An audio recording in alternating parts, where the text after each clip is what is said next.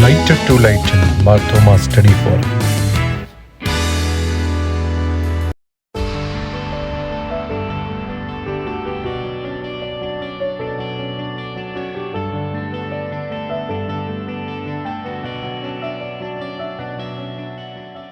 കർത്താവിൽ പ്രിയരെ, lighter to lighter Marthoma study ഫോറത്തിന്റെ 196ാമത് ലൈവ് വെബിനാർ ഇപ്പോൾ ഇവിടെ സമാരംഭിക്കുകയാണ്. നമ്മളെ പ്രാരംഭ പ്രാർത്ഥനയോടുകൂടിയാണ് യോഗം എന്നും ആരംഭിക്കുന്നത്. ഇന്നത്തെ പ്രാരംഭ പ്രാർത്ഥനയ്ക്കായിട്ട് നമ്മൾ ക്ഷണിച്ചിരിക്കുന്നത് ശാന്ത ജോർജ് കൊച്ചമ്മയാണ്. കൊച്ചമ്മ നമ്മുടെ തുടക്കം മുതൽ നമ്മുടെ കൂടെ ഉണ്ടായിരുന്ന വ്യക്തിയാണ്. ഒരു ആമുഖത്തിന്റെ ആവശ്യമില്ല. കൊച്ചമ്മ വളരെ മാർത്തോമ സേവ്യ സംഘത്തിന്റെ ജനറൽ സെക്രട്ടറി ആയിട്ടും വൈസ് പ്രസിഡന്റായിട്ടും പ്രവർത്തിച്ചിരുന്ന ആളാണ്. എന്നും പുരോഗമന കാഴ്ചപ്പാടോടുകൂടി സഭയിൽ സ്ത്രീകൾക്ക് നേതൃത്വം നൽകിയ ഒരു വ്യക്തിയാണ്. കൊച്ചമ്മയെ ഇപ്പോൾ പ്രാരംഭ പ്രാർത്ഥനയ്ക്കായിട്ട് ക്ഷണിച്ചുകൊള്ളുന്നു. നമുക്ക് പ്രാർത്ഥിക്കാം. കാരുണ്യവാനായ ഞങ്ങളുടെ വാഴ്ത്തപ്പെട്ട ദൈവമേ, lighter to lighten Marthoma study ഫോറത്തിന്റെ 196ാമത് വെബിനാറായി ഞങ്ങൾക്ക് ഈ സൂം പ്ലാറ്റ്ഫോമിൽ ഒരുമിച്ച് കൂടുന്നതിനായി തന്ന അവസരത്തിനായി ഞങ്ങൾ നിനക്ക് സ്തോത്രം ചെയ്യുന്നു. സാമ്പത്തിക അസമത്വങ്ങൾ വർദ്ധിച്ചു വരുന്ന ഭാരത പശ്ചാത്തലത്തിൽ ഇന്ത്യയിൽ വർദ്ധിച്ചു വരുന്ന സാമ്പത്തിക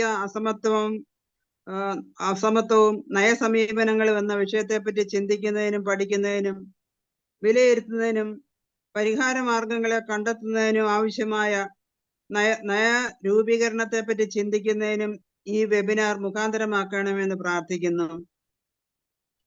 ഞങ്ങളുടെ ഭരണകർത്താക്കളെ അവിടുത്തെ കരങ്ങളിലേക്ക് ഏൽപ്പിക്കുന്നു. നയ രൂപീകരണ സമിതിക്കായി ഞങ്ങൾ പ്രാർത്ഥിക്കുന്നു. ചൂഷണവും അധികാര ദുർവിനിയോഗമില്ലാത്ത സമത്വത്തിന്റെയും സാഹോദര്യത്തിന്റെയും വിളനിലമായി ഭാരതം കെട്ടിപ്പടുക്കുവാനുള്ള ഞങ്ങളുടെ ഉത്തരവാദിത്വത്തെ പറ്റിയുള്ള ബോധ്യം ഞങ്ങൾക്ക് വളർത്തിയെടുക്കുവാൻ സഹായിക്കണമെന്ന് പ്രാർത്ഥിക്കുന്നു. ഇന്നത്തെ ഞങ്ങളുടെ വെബിനാറിന് മുഖ്യ പ്രഭാഷണം നൽകുന്ന ഡോക്ടർ എബ്രഹാം ജോർജ് സാറിനായി സ്തോത്രം ചെയ്യുന്നു. സഭയോടും സമൂഹത്തോടും ചേർന്ന് അധ്യാപകനായും റിസോഴ്സ് പേഴ്സണായും നിന്റെ മകനിലൂടെ ലഭിച്ചുകൊണ്ടിരിക്കുന്ന എല്ലാ നല്ല നേതൃത്വത്തിനായി ഞങ്ങൾ അങ്ങയെ മഹത്വപ്പെടുത്തുന്നു. ഇന്നത്തെ ഞങ്ങളുടെ വെബിനാറിൽ ആദ്യോടന്തം കൃപ വ്യാപരിക്കണമേ. ഈ വെബിനാറിൽ ലോകത്തിന്റെ നാനാഭാഗങ്ങളിൽ നിന്നും പങ്കെടുക്കുന്നതായിട്ടുള്ള എല്ലാവരെയും ഓർത്ത് പ്രാർത്ഥിക്കുന്നു. സംഘാടകർക്ക് നൽകുന്ന ഉൾക്കാഴ്ചയ്ക്കായി സ്തോത്രം. കൃപ കൂടെ ഇരിക്കണമേ. സകല യേശുവിൽ അപേക്ഷിക്കുന്നു, ദയയോട് കേൾക്കണമേ. ആമീൻ. കർത്താവിൽ പ്രിയരെ, എൻ്റെ പേര് വിൽസൺ കരിമന്നൂർ. നമ്മുടെ ഇന്നത്തെ യോഗത്തിലെ മോഡറേറ്ററിനെ സ്വാഗതം ചെയ്യുവാനായിട്ടാണ് ഞാൻ ഈ അവസരം വിനിയോഗിക്കുന്നത്. ഇന്നത്തെ യോഗത്തിന്റെ മോഡറേറ്ററായിട്ട് നമ്മൾ ക്ഷണിച്ചിരിക്കുന്നത് അപ്പു ജോസഫ് എന്ന പേരിൽ അറിയപ്പെടുന്ന ജോസഫ് ചാക്കോ സാറിനെയാണ്. ജോസഫ് ചാക്കോ സാറ് ഇതിനു മുമ്പ് നമ്മുടെ ഇവിടെ വളരെ മനോഹരമായ ഒരു മോട്ടിവേഷൻ പ്രഭാഷണം നടത്തിയ ആളാണ്. നേരത്തെ മറ്റൊരു മീറ്റിംഗിൽ മോഡറേറ്റർ ആയിരുന്നു. തിരുവല്ല സ്വദേശിയായ അദ്ദേഹം ഫെഡറൽ ബാങ്കിന്റെ ജനറൽ മാനേജർ ലെവൽ വരെ ജോലി ചെയ്തതിന് ശേഷം വിരമിച്ചതിന് ശേഷം പൂർണ്ണ സമയം മോട്ടിവേഷൻ ട്രെയിനറായിട്ട് പ്രവർത്തിക്കുകയാണ്.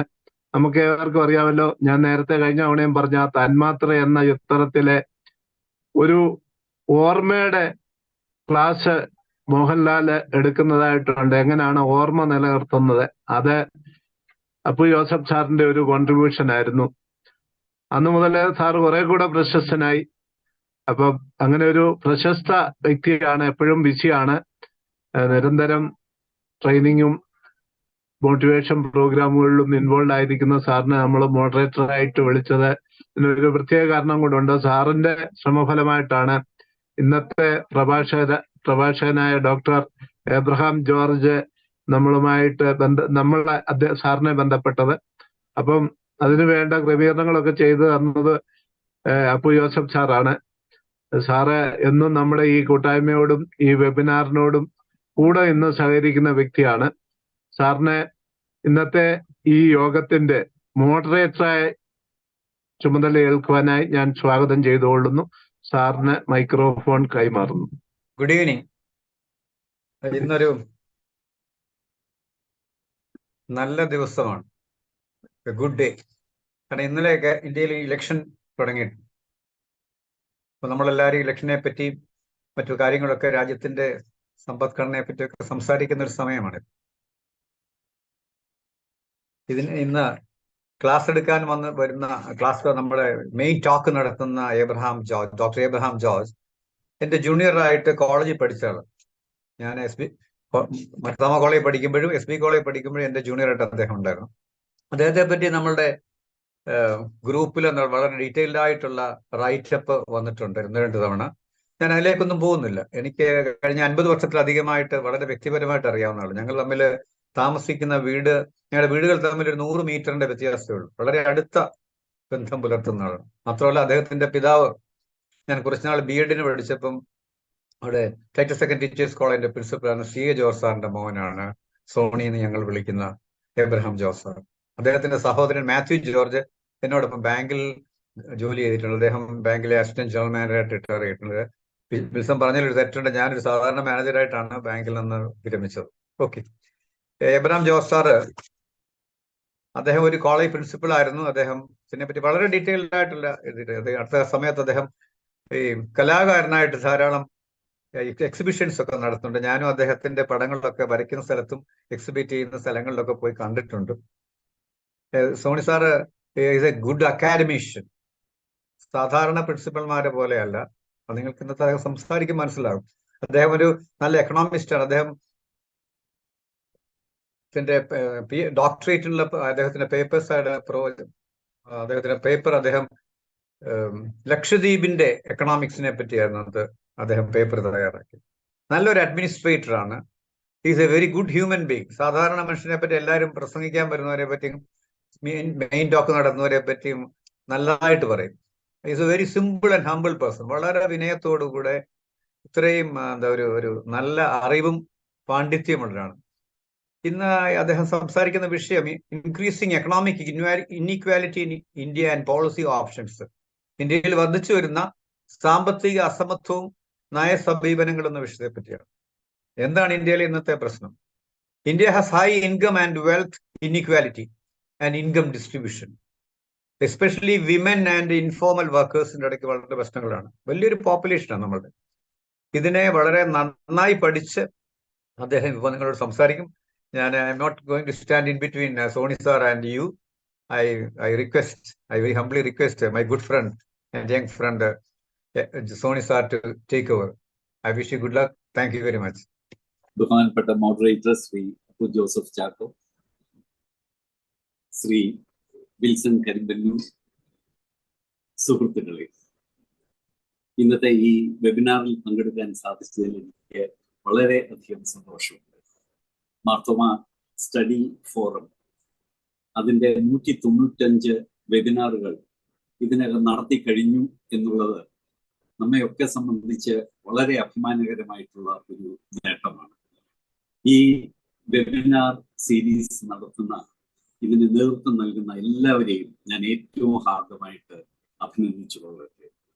എന്നെ ഈ പ്രോഗ്രാമിലേക്ക് ക്ഷണിച്ച ശ്രീ വിൽസൺ കരിമ്പന്നൂരിനോടുള്ള പ്രത്യേകമായിട്ടുള്ള സ്നേഹവും നന്ദിയും ഞാൻ അറിയിക്കുന്നു.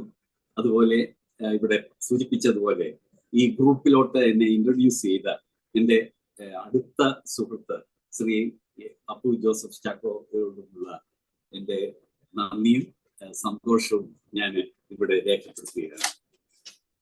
നമ്മുടെ രാജ്യത്തും അതുപോലെ നമ്മുടെ സമൂഹത്തിലും വർദ്ധിച്ചു വരുന്ന അസമത്വങ്ങൾ വിവിധ മേഖലകളിൽ നിലനിൽക്കുന്നുണ്ട്.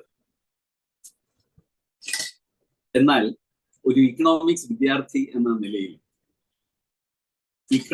സാമ്പത്തിക അസമത്വങ്ങളെ കുറിച്ച് മാത്രം ഫോക്കസ് ചെയ്യാനായിട്ടാണ് ഞാൻ ഉദ്ദേശിക്കുന്നത്. ഇത് വളരെ എൻലൈറ്റൻഡ് ആയിട്ടുള്ള ഒരു ഗ്രൂപ്പാണെന്നുള്ളതിനെ സംബന്ധിച്ച് എനിക്ക് നല്ല ബോധ്യമുണ്ട്. അതുകൊണ്ട് തന്നെ എൻ്റെ പ്രസന്റേഷൻ കഴിഞ്ഞ ശേഷം നടക്കുന്ന ഡിസ്കഷനിൽ നിങ്ങൾ ഓരോരുത്തരുടെയും വളരെ വിലപ്പെട്ട അഭിപ്രായങ്ങളും അതുപോലെ വിലയിരുത്തലുകളും നമുക്ക് ഓരോരുത്തർക്കും ഏറ്റവും പ്രയോജനകരമായിരിക്കും എന്നുള്ളതിന് യാതൊരു സംശയവുമില്ല. കഴിഞ്ഞ ഏതാനും പതിറ്റാണ്ടുകളായിട്ട് ഗ്ലോബലൈസേഷൻ മൂലവും അതുപോലെ ഇൻഫർമേഷൻ ആൻഡ് കമ്മ്യൂണിക്കേഷൻ ടെക്നോളജിയിലും ഉണ്ടായ കുതിച്ചുചാട്ടം കൊണ്ടും അഭൂതപൂർവമായിട്ടുള്ള മാറ്റങ്ങളാണ് ആഗോളതലത്തിൽ ഉണ്ടായിക്കൊണ്ടിരിക്കുന്നത്. അതോടൊപ്പം തന്നെ നമ്മുടെ മൂല്യബോധത്തിലും നമ്മുടെ വാല്യൂ സിസ്റ്റത്തിലുമൊക്കെ വലിയ മാറ്റങ്ങൾ വന്നുകൊണ്ടിരിക്കുകയാണ്. ഇന്ന് ജീവിത വിജയത്തിന്റെയും സന്തോഷത്തിന്റെയും മാനദണ്ഡം ഭൗതിക നേട്ടങ്ങളും അതുപോലെ സ്വത്ത് സമ്പാദനവും ആണ് എന്ന ധാരണ കൂടുതൽ കൂടുതൽ വ്യാപകമായിക്കൊണ്ടിരിക്കുകയാണ്. കൂടുതൽ ധനവും സമ്പാദ്യങ്ങളും ആർജിച്ചെടുക്കാനുള്ള പരക്കം പാച്ചിലിൽ ആളുകൾ കൂടുതൽ സ്വാർത്ഥമതികളായിട്ട് മാറുന്നതിനോടൊപ്പം സഹജീവികളോട് കരുതലോടോ ഉത്തരവാദിത്വത്തോടോ പെരുമാറുന്നതും മറന്നു പോകുന്നതായിട്ടുള്ള ഒരു പ്രവണതയാണ് നമ്മുടെ ചുറ്റിലും കണ്ടുവരുന്നത്. ഇത് തന്നെയാണ് വർദ്ധിച്ചു വരുന്ന സാമ്പത്തിക അസമത്വത്തിന്റെ അടിസ്ഥാന കാരണങ്ങളിൽ പ്രധാനം എന്ന് ഞാൻ കരുതുന്നു. അതുകൊണ്ട് ഇന്ത്യയിൽ മാത്രമല്ല ലോകമെമ്പാടും ധനികർ കൂടുതൽ ധനികരായിട്ട് മാറുകയും സാധാരണക്കാരും അതുപോലെ ദാരിദ്ര്യം അനുഭവിക്കുന്നവരും അവർ ആയിരിക്കുന്ന ആ സ്ഥിതിയിൽ തന്നെ തുടരുകയോ കൂടുതൽ ദരിദ്രരായി തീരുകയോ ചെയ്യുന്ന പ്രവണതയാണ് നമ്മൾ ഈ അടുത്ത സമയത്ത് ആയിട്ട് നമ്മൾ കാണുന്നത്. നിങ്ങളിൽ പലരും തോമസ് പിക്കറ്റി എന്ന ഫ്രഞ്ച് ഇക്കോണമിസ്റ്റിനെ കുറിച്ച് കേട്ടിട്ടുണ്ടായിരിക്കും. അദ്ദേഹത്തിന്റെ വളരെ പ്രസിദ്ധമായിട്ടുള്ള capital in the 21st century എന്ന ബുക്ക്, അത് കണ്ടവരും കുറെയെങ്കിലും വായിച്ചിട്ടുള്ളവരും ഉണ്ടാവും എന്ന് എനിക്ക് ഉറപ്പുണ്ട്. നിങ്ങൾ കാണാത്തവരുണ്ടെങ്കിൽ ഇതാണ് ആ ബുക്ക്. 700 പേജുകളുള്ള ബൃഹത്തായിട്ടുള്ള ഒരു ബുക്കാണ് തോമസ് പിക്കറ്റിയുടെ capital in the 21st century. ഈ ബുക്കിന്റെ വലിപ്പം കണ്ടപ്പോൾ തന്നെ ഇത് നമുക്ക് പറ്റുന്നതല്ല എന്നുള്ള ഒരു ചിന്ത നിങ്ങൾ കുറച്ചു പേർക്കെങ്കിലും ഉണ്ടായി കാണും എന്ന് ഞാൻ സംശയിക്കുന്നു. എന്നാൽ 2014 ഫിക്ഷൻ കാറ്റഗറിയിലുള്ള ഏറ്റവും കൂടുതൽ വിറ്റഴിഞ്ഞു പോയ പല ബുക്കുകളോടൊപ്പം തന്നെ ഒരു ബെസ്റ്റ് സെല്ലറായിട്ട് മാറിയ ഒരു ബുക്കാണ് തോമസ് പിക്കറ്റിയുടെ capital in the 21st century. എന്തുകൊണ്ടാണ് ഒരു ഇക്കണോമിക്സ് പുസ്തകം ഇത്രമാത്രം വിറ്റഴിയപ്പെട്ടത്? അതിന്റെ കാരണം എന്താണെന്ന് ചോദിച്ചാൽ, പ്രത്യേകിച്ച് വെസ്റ്റേൺ കൺട്രീസിലുള്ള സാധാരണക്കാരുടെ ജീവിതവുമായിട്ട് വളരെയധികം താതാത്മ്യം പ്രാപിക്കുന്ന തരത്തിലുള്ള പ്രമേയവും ഉള്ളടക്കവുമാണ് ഈ ബുക്കിലുള്ളത്. ഇനീക്വാളിറ്റിയെ കുറിച്ച് ലോക ശ്രദ്ധ മുഴുവൻ കൊണ്ടുവരാനായിട്ട് ഈ ഒരൊറ്റ ബുക്കിന് സാധിച്ചു എന്നുള്ളതാണ് ഏറ്റവും വലിയ ഒരു നേട്ടം ഈ ബുക്കിനെ സംബന്ധിച്ച്. നമുക്കറിയാം, 2008 അമേരിക്കയിലെ ഒരു വലിയ ഫൈനാൻഷ്യൽ ക്രൈസിസ് ഉണ്ടായി. അതിനെ തുടർന്ന് ഇന്നും പല രാജ്യങ്ങളും കരകയറാൻ സാധിക്കാത്ത തരത്തിലുള്ള ഒരു വലിയ സാമ്പത്തിക മാന്ദ്യമാണ് ലോകമെങ്ങും വ്യാപിച്ചത്. ഇതിന്റെ പ്രധാനപ്പെട്ട കാരണം എന്താണെന്ന് ചോദിച്ചാൽ, അമേരിക്കയിലെ അമിത ലാഭം കൊയ്യാനായിട്ട് ഏതു മാർഗവും സ്വീകരിക്കാൻ തയ്യാറായിട്ടുള്ള വലിയ ബാങ്കേഴ്സും സൂപ്പർ റിച്ച് ആയിട്ടുള്ള ബിസിനസ്മെനും അവരുടെ ഈ ഗ്രീഡ്, ഈ ലാഭ കൊതിയാണ് ഈ വലിയ ഫൈനാൻഷ്യൽ ക്രൈസിസിന് ഇടയാക്കിയത്. അതുമൂലം അനേക ബിസിനസ് സ്ഥാപനങ്ങള്, വ്യവസായങ്ങള്, പ്രത്യേകിച്ച് ബാങ്കുകള് ഇവ തകരുകയോ അടച്ചുപൂട്ടപ്പെടുകയോ ചെയ്യുകയുണ്ടായി. എന്ന് മാത്രവുമല്ല, ദശലക്ഷക്കണക്കിന് ആളുകൾ തൊഴിൽരഹിതരായി ആകുകയും ചെയ്യും. ആ സമയത്ത് അതിനുശേഷം ഇത് 2008 ഈ ഫൈനാൻഷ്യൽ ക്രൈസിസ് ഉണ്ടായത്. 2011 ആയപ്പോഴേക്ക് ഈ വർദ്ധിച്ചു വരുന്ന സാമ്പത്തിക അസമത്വത്തിന്റെ ഫലമായിട്ട് നഷ്ടങ്ങൾ നേരിട്ട ദുരിതത്തിലായ അനേകം ആളുകൾ, പതിനായിരക്കണക്കിന് ആളുകൾ അമേരിക്കയിലെ ഓഹരി വ്യാപാരത്തിന്റെ സ്ഥിരകേന്ദ്രമായ വാൾ സ്ട്രീറ്റ് അവര് കൈയടക്കി. ഓക്യുപൈ വാൾ സ്ട്രീറ്റ് മൂവ്മെന്റ് നിങ്ങൾ പലരും ഇപ്പോൾ അത് നന്നായിട്ട് ഓർക്കുന്നുണ്ടായിരിക്കും. അവർ പറഞ്ഞത് 1% സൂപ്പർ റിച്ച് ആയിട്ടുള്ള ഇതുപോലെയുള്ള വലിയ വ്യവസായികളും ബാങ്കേഴ്സും പോളിസി മേക്കേഴ്സും അവരുടെ തെറ്റായ നയങ്ങൾ കൊണ്ട് ബാക്കി 99% ജനങ്ങളുടെയും ജീവിതം ദുരിതപൂർണമായി മാറി എന്നുള്ളതാണ്. ഞങ്ങൾ ആ 99% ആളുകളെയാണ് പ്രതിനിധീകരിക്കുന്നത്, ഈ 1% സൂപ്പർ റിച്ച് ആയിട്ടുള്ള ആളുകൾക്ക് എതിരെ. ഈ പ്രത്യക്ഷമായിട്ടുള്ള ഈ പ്രതിഷേധ സമരം മറ്റനേക സിറ്റികളിലേക്കും പിന്നീട് പല രാജ്യങ്ങളിലേക്കും ഇത് വ്യാപിക്കുകയുണ്ടായി. ഞാൻ മുമ്പ് പറഞ്ഞതുപോലെ ഇപ്പോൾ പോലും ആ സാമ്പത്തിക മാന്ദ്യത്തിന്റെ പിടിയിൽ നിന്ന് പൂർണ്ണമായിട്ട് മോചിതം ആകാനായിട്ട് പല രാജ്യങ്ങൾക്കും കഴിഞ്ഞിട്ടില്ല. അതിനുശേഷമാണ് COVID-19 പാൻഡമിക് വന്നത്. അതുപോലെ ക്ലൈമറ്റ് ചേഞ്ചിന്റെ പ്രത്യാഘാതങ്ങളും ഇതിന് ഈ സാമ്പത്തിക അസമത്വങ്ങൾ വർദ്ധിക്കുന്നതിന് ആക്കം കൂട്ടുകയാണ് ചെയ്തത്. 2016 ഓക്സ്ഫാം അവരുടെ ഒരു ഇനീക്വാളിറ്റി റിപ്പോർട്ട് അവര് പുറത്തിറക്കിയിട്ടുണ്ടായി.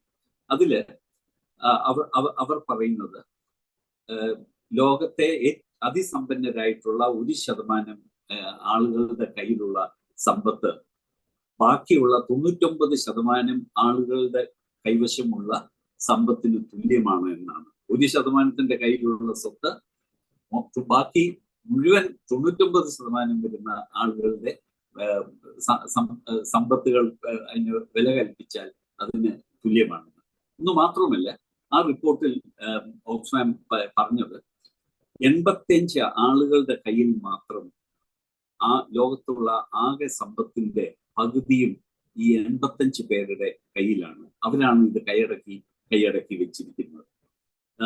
ഒരു ഗ്ലോബൽ മീഡിയ കമ്പനിയായ ഫോക്സ് എല്ലാ വർഷവും റിച്ചസ്റ്റ് ലിസ്റ്റ്, അതിസമ്പന്നരുടെ ഒരു പട്ടിക അവർ തയ്യാറാക്കാറുണ്ട്. ഈ വർഷം ഫോക്സ് ലിസ്റ്റില് 2781 ബില്യനേഴ്സ്, അതിസമ്പന്നരാണ് ഉണ്ടായിരുന്നത്. അവരുടെ എണ്ണം ഓരോ വർഷവും വർദ്ധിച്ചുകൊണ്ടിരിക്കുകയാണ്. അതിൽ ഏറ്റവും കൂടുതൽ ബില്യനേഴ്സ് ഉള്ളത് അമേരിക്കയിലാണ്, അതിനുശേഷം ചൈനയിലും. അത് 3-ാം സ്ഥാനം ഇന്ത്യക്കാണ് എന്നുള്ളത് അഭിമാനകരമാണോ അല്ലയോ എന്നുള്ളത് നമുക്ക് ചിന്തിക്കേണ്ടതായിട്ടുള്ള ഒരു കാര്യമാണ്. ഇന്ത്യയിലെ 200 ബില്യനേഴ്സ് ആണ് ഇപ്പോഴുള്ളത്. അവരുടെ എണ്ണം കഴിഞ്ഞ വർഷം 169 മാത്രമായിരുന്നു. ഈ ഒരൊറ്റ വർഷം കൊണ്ട് തന്നെ 31 ബില്യനേഴ്സിനെ കൂടെ ലോകത്തിന് സംഭാവന ചെയ്യാനായിട്ട് നമ്മളുടെ ഈ വ്യവസ്ഥയ്ക്ക് ഇടയായി എന്നുള്ളതാണ് യാഥാർത്ഥ്യം. ഇന്ത്യ ഇന്ന് ലോകത്തെ ഏറ്റവും അതിവേഗം സാമ്പത്തികമായിട്ട് പുരോഗമിക്കുന്ന ഒരു രാജ്യമാണ്.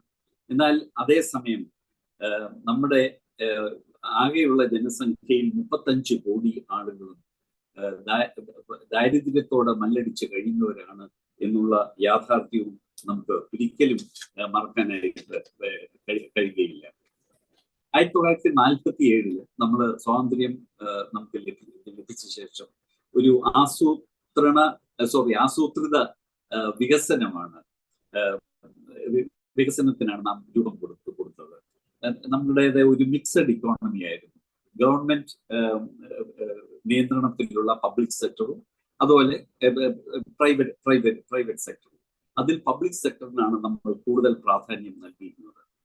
പിന്നീടുള്ള 4 പതിറ്റാണ്ടുകളിൽ ഗണ്യമായ തോതിൽ എല്ലാ മേഖലകളിലും പുരോഗമിക്കാനായിട്ട് ഇന്ത്യക്ക് കഴിഞ്ഞു. എന്നാൽ ആ പുരോഗമനത്തിന്റെ ആ വർധന തോത് വളരെ മന്ദഗതിയിലായിരുന്നു എന്ന് മാത്രം. 1990-കളുടെ ആരംഭത്തിൽ ഇന്ത്യ വലിയ ഒരു ബാലൻസ് ഓഫ് പേയ്മെന്റ് ക്രൈസിസിനെ അഭിമുഖീകരിക്കേണ്ടതായിട്ട് വന്നു. നമുക്കറിയാം, നമ്മുടെ പെട്രോളിയം ഉൾപ്പെടെയുള്ള പല അവശ്യ ഇറക്കുമതി സാധനങ്ങളും നമ്മളത് ഇറക്കുമതി ചെയ്യുന്ന അവസരത്തിൽ നമ്മൾ ഫോറിൻ എക്സ്ചേഞ്ചിലാണ് അതിന്റെ പേയ്മെന്റ് നടത്തേണ്ടത്, ഇന്ത്യൻ രൂപയിലല്ല. അപ്പോൾ നമ്മുടെ ഫോറിൻ എക്സ്ചേഞ്ച് റിസർവ്സ് വളരെയധികം താഴേക്ക് പോയതിനാൽ, ഫോറിൻ എക്സ്ചേഞ്ച് ആവശ്യത്തിനില്ലാത്തതിനാൽ ഗത്യന്തരമില്ലാതെ നമുക്ക് ഇന്റർനാഷണൽ മോണിറ്ററി ഫണ്ടിൽ നിന്ന് ഒരു വലിയ തുക കടമായിട്ട് എടുക്കേണ്ടതായിട്ട് വന്നു. ഏത് വ്യക്തിയെ ആണെങ്കിലോ ബാങ്ക് ആണെങ്കിലോ ഇതുപോലുള്ള ഇന്റർനാഷണൽ ഏജൻസി ആണെങ്കിലോ നമ്മൾ വായ്പയ്ക്കായിട്ട് ചെല്ലുന്ന അവസരത്തിൽ ഇതിന് തിരിച്ചടവ് ഉണ്ടാകും എന്ന് ഉറപ്പുവരുത്താനായിട്ട് അവർ പല നിബന്ധനകളും വെക്കും. IMF-ന്റെ കണ്ടീഷണാലിറ്റീസ് പ്രത്യേകിച്ച് ദരിദ്ര രാജ്യങ്ങളോട്, വികസ്വര രാഷ്ട്രങ്ങളോട്, അവരുടെ മേൽ അവർ ചുമത്തുന്ന വായ്പ എടുക്കുന്ന രാജ്യങ്ങളോട് മേൽ ചുമത്തുന്ന നിബന്ധനകൾ എന്ന് പറയുന്നത് വലിയ വിമർശനങ്ങൾക്ക് വഴിതെളിച്ചിട്ടുള്ളതാണ്. ഗത്യന്തരമില്ലാതെ നമ്മൾ എടുത്ത ഈ വായ്പയ്ക്കും നമുക്കും നമ്മളുടെ നയങ്ങൾ മാറ്റുന്നത് സംബന്ധിച്ച് വലിയ ചില തീരുമാനങ്ങൾ എടുക്കേണ്ടതായിട്ട് വന്നു. അതുകൊണ്ടാണ് ഈ വായ്പ എടുത്തതിന്റെ പേരിലാണ് നമ്മുടെ ഇക്കോണമി നമ്മൾ ലിബറലൈസ് ചെയ്യേണ്ടി വന്നു, ഉദാരവൽക്കരണം നമ്മൾ കൊണ്ടുവരേണ്ടി വന്നു, കൂടുതൽ സ്വകാര്യവൽക്കരണം, പ്രൈവറ്റൈസേഷൻ നടത്തേണ്ടി വന്നു. അതുവരെ ഒരു ക്ലോസ്ഡ് ഇക്കോണമി ആയിരുന്ന ഇന്ത്യൻ ഇക്കോണമി ഓപ്പൺ അപ്പ് ചെയ്ത് വലിയ തോതിൽ വിദേശ നിക്ഷേപങ്ങൾ, വിദേശ കമ്പനികൾക്ക് ഇവിടെ വന്ന് നിക്ഷേപിക്കാനും ഒക്കെയുള്ള അവസരം നമുക്ക് ഒരുക്കി കൊടുക്കേണ്ടതായിട്ട് വന്നു. ഏതായാലും ഈ ഇത്തരം ഉദാരവൽക്കരണ നയങ്ങളെ സംബന്ധിച്ച് വിപരീത അഭിപ്രായങ്ങളൊക്കെ ഉണ്ടെങ്കിൽ പോലും ഇന്ത്യൻ ഇക്കോണമിയുടെ മിക്കവാറും എല്ലാ മേഖലകളും പിന്നെ പഴയതിനേക്കാൾ മെച്ചപ്പെട്ട രീതിയിൽ പുരോഗതി പ്രാപിക്കാൻ ഇടയായി എന്നുള്ളതും ഒരു വാസ്തവമാണ്.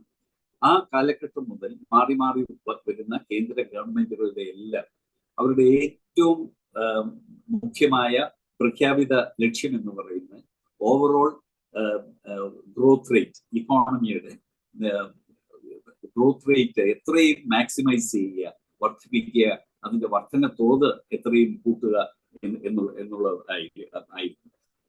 ഞാൻ ആദ്യം സൂചിപ്പിച്ച 2008 അമേരിക്കയിൽ ഉണ്ടായ ഫൈനാൻഷ്യൽ ക്രൈസിസും തുടർന്ന് വർഷങ്ങളിൽ നീണ്ടുനിന്ന സാമ്പത്തിക മാന്ദ്യവും ഇതിന്റെയും മധ്യേ ലോകത്തെ 2 രാജ്യങ്ങൾ മാത്രമാണ് ഏതാണ്ട് സ്റ്റഡിയായിട്ട് ഉയർന്ന വളർച്ചാ നിരക്ക്, ദേശീയ വരുമാനത്തിൽ ഉള്ള വളർച്ചാ നിരക്ക് കാണിച്ചത്. ഒന്ന് ചൈനയും മറ്റേത് ഇന്ത്യയും. ഇത് വളരെയധികം ലോക ശ്രദ്ധ ആകർഷിക്കുകയുണ്ടായി. അതുവരെ ഒരു ദരിദ്ര രാഷ്ട്രമായിട്ട് മാത്രം കരുതിയിരുന്ന ഇന്ത്യയെ പല രാജ്യങ്ങളും ഒരു എമർജിങ് ഇക്കണോമിക് പവറായിട്ട് കരുതുവാനായിട്ട് ആരംഭിച്ചു. ഈ കഴിഞ്ഞ വർഷത്തെ തന്നെ നമ്മുടെ വളർച്ചാ നിരക്ക് 7%. വലിയൊരു ഗ്രോത്ത് റേറ്റ് ആണ്. ഇന്ത്യയുടെ മൊത്തത്തിലുള്ള സാമ്പത്തിക വളർച്ചയുടെ മിക്ക ഇൻഡിക്കേറ്റേഴ്സും വളരെ പോസിറ്റീവായിട്ടാണ് കാണിക്കുന്നത്. എന്നാൽ നമ്മൾ ഇതിൽ പരിശോധിക്കേണ്ടതായിട്ടുള്ള ഒരു പ്രധാനപ്പെട്ട കാര്യം, ഈ വലിയ സാമ്പത്തികമായിട്ടുള്ള ഈ പുരോഗതി ഇന്ത്യയിലെ സാധാരണക്കാരുടെ ജീവിതത്തിൽ എത്രമാത്രം ഇംപ്രൂവ്മെന്റ് കൂടുതൽ മെച്ചപ്പെടുത്താനായിട്ട് സഹായിച്ചിട്ടുണ്ട് എന്നുള്ളത് നമ്മൾ ഗൗരവമായിട്ട് ചിന്തിക്കേണ്ടതായിട്ടുള്ള ഒരു കാര്യമാണ്. നമ്മൾ ഒരു സമയത്ത് നമ്മൾ പാകിസ്ഥാനുമായിട്ട് കമ്പയർ ചെയ്തിരുന്നു നമ്മുടെ രാജ്യത്തെ. ഇപ്പോൾ അത് നമ്മൾ കമ്പയർ ചെയ്യുന്നത് ചൈനയുമായിട്ടാണ്. എന്നാൽ യുണൈറ്റഡ് നേഷൻസ് ഡെവലപ്മെന്റ് പ്രോഗ്രാം UNDP-യുടെ ഹ്യൂമൻ ഡെവലപ്മെന്റ് റിപ്പോർട്ടിനെ കുറിച്ച് നിങ്ങൾ പലരും കേട്ടിട്ടുണ്ട്. ഈ ഹ്യൂമൻ ഡെവലപ്മെന്റ് റിപ്പോർട്ടിൽ അവരൊരു ഹ്യൂമൻ ഡെവലപ്മെന്റ് ഇൻഡെക്സ്, ഒരു സാധാരണക്കാരന്റെ ക്ഷേമം അളക്കാൻ പ്രതിശീർഷ വരുമാനത്തെക്കാൾ മെച്ചമായിട്ടുള്ള ഒരു ഇൻഡെക്സ് ആണ് ഇത്. ഇതില് ആരോഗ്യ രംഗത്തെ സ്ഥിതിയും അതുപോലെ വിദ്യാഭ്യാസ നിലവാരവും ഒക്കെ ഇതിൻ്റെ അകത്ത് കണക്കിലെടുത്തുകൊണ്ടാണ് ഈ ഹ്യൂമൻ ഡെവലപ്മെന്റ് ഇൻഡെക്സ് തയ്യാറാക്കുന്നത്.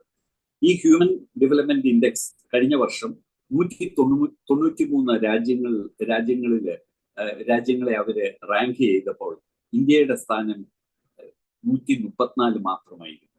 ചൈനയുടേത് 75. അത്ര മാത്രം വ്യത്യാസമാണ് ഹ്യൂമൻ ഡെവലപ്മെന്റ് ഇൻഡെക്സിൽ ചൈനയും ഇന്ത്യയും തമ്മിലുള്ളത്. അതുപോലെ ഹ്യൂമൻ ഡെവലപ്മെന്റ് ഇൻഡെക്സിന്റെ ഭാഗമായിട്ട് എടുക്കുന്ന മറ്റ് എല്ലാ ഇക്കണോമിക് ഇൻഡിക്കേറ്റേഴ്സിലും നമ്മൾ ചൈനയേക്കാൾ ബഹുദൂരം പിന്നിലാണ്. പെർ ക്യാപിറ്റ ഇൻകം തന്നെ ഇന്ത്യയുടെ പ്രതിശീർഷ വരുമാനത്തിന്റെ ഏതാണ്ട് 5 ഇരട്ടിയാണ് ഒരു ശരാശരി ചൈനക്കാരന്റെ വരുമാനം. ഇന്ന് മാത്രമല്ല, നമ്മുടെ ഏഷ്യയിൽ നമ്മുടെ അയൽപക്കത്തുള്ള ശ്രീലങ്കയും നേപ്പാളും ഭൂട്ടാനും ബംഗ്ലാദേശും ഒക്കെ നമ്മളെക്കാൾ മികച്ച ഹ്യൂമൻ ഡെവലപ്മെന്റ് ഇൻഡെക്സ് സ്വന്തമായിട്ട് ഉള്ളവരാണ്. ഈ ഹ്യൂമൻ ഡെവലപ്മെന്റ് റിപ്പോർട്ട് അനുസരിച്ച് ഏതാണ്ട് 27% ആളുകൾ ഇന്ത്യയിൽ ദാരിദ്ര്യരേഖയ്ക്ക് താഴെയാണ്. ചൈനയിൽ ഇത് ഏതാണ്ട് 11% താഴെ മാത്രമാണ്. ഇത് നമ്മുടെ പ്ലാനിംഗ് കമ്മീഷന്റെ പുതിയ അവതാരമായിട്ടുള്ള നീതി ആയോഗ് കഴിഞ്ഞ മാസമോ മറ്റോ ഇന്ത്യയിലെ ദാരിദ്ര്യരേഖയ്ക്ക് താഴെയുള്ള ആളുകൾ 5% മാത്രമേ ഉള്ളൂ എന്ന അവകാശവാദവുമായിട്ട് വരികയുണ്ടായി. എന്നാൽ ഇത് യാഥാർത്ഥ്യങ്ങളോട് ഒട്ടും പൊരുത്തപ്പെടുന്നതല്ല എന്നുള്ളതാണ് വാസ്തവം. ഇപ്പൊ സ്കൂൾ എൻറോൾമെന്റ് കാര്യത്തിലാണെങ്കിലും, ലൈഫ് എക്സ്പെക്ടൻസിയുടെ ആയുർദൈർഘ്യത്തിന്റെ കാര്യത്തിലാണെങ്കിലും, ഇൻഫന്റ് മോർട്ടാലിറ്റി റേറ്റിനെ സംബന്ധിച്ചാണെങ്കിലും, മെറ്റേണിറ്റി മോർട്ടാലിറ്റി റേറ്റിനെ സംബന്ധിച്ചാണെങ്കിലും ഒക്കെ ഇന്ത്യ ഏഷ്യയിലെ തന്നെ മിക്ക രാജ്യങ്ങളിലേക്കാളും പുറകിലാണ് എന്നുള്ളത് വളരെ ദുഃഖകരമായിട്ടുള്ള ഒരു യാഥാർത്ഥ്യമാണ്. അപ്പോൾ ഈ ഇന്ത്യയുടെ ഈ രംഗത്തുള്ള ഹ്യൂമൻ ഡെവലപ്മെന്റിനെ സംബന്ധിച്ചുള്ള ഈ മേഖലയിൽ കാണിക്കുന്ന നമ്മുടെ പരിതാപകരമായിട്ടുള്ള പ്രകടനം സൂചിപ്പിക്കുന്നത് ഈ നമ്മുടെ ഗ്രോത്ത് വളരെ ഇനീക്വലൈസിങ് ആയിട്ടുള്ള, അസമത്വം വിളിച്ചു വരുത്തുന്നതായിട്ടുള്ള, വർദ്ധിപ്പിക്കുന്നതായിട്ടുള്ള ഒരു ഗ്രോത്ത് മോഡലാണെന്നുള്ളതാണ്. അതുകൊണ്ട് തന്നെ അതില് കാര്യമായ ഒരു കറക്ഷൻ നമുക്ക് നടത്തേണ്ടതായിട്ടുണ്ട് നമ്മുടെ സാമ്പത്തിക നയങ്ങളെ സംബന്ധിച്ച്. ജോൺ ഡ്രീസും അമർത്യ സെന്നും എഴുതിയ ബുക്കാണ് an uncertain glory, India and it's contradictions എന്നുള്ള ആ പുസ്തകം. ഇത് 2014 ഇത് പ്രസിദ്ധീകരിച്ചത്. ഈ പുസ്തകത്തില് ഇവര് പറയുന്നത് ചൈനയുമായിട്ട് കമ്പയർ പോയി എന്ന് പറയുന്നത് അതിന് പ്രധാനപ്പെട്ട കാരണം സാധാരണക്കാരുടെ ബേസിക് നെസസിറ്റീസ്, അവരുടെ അതുപോലെ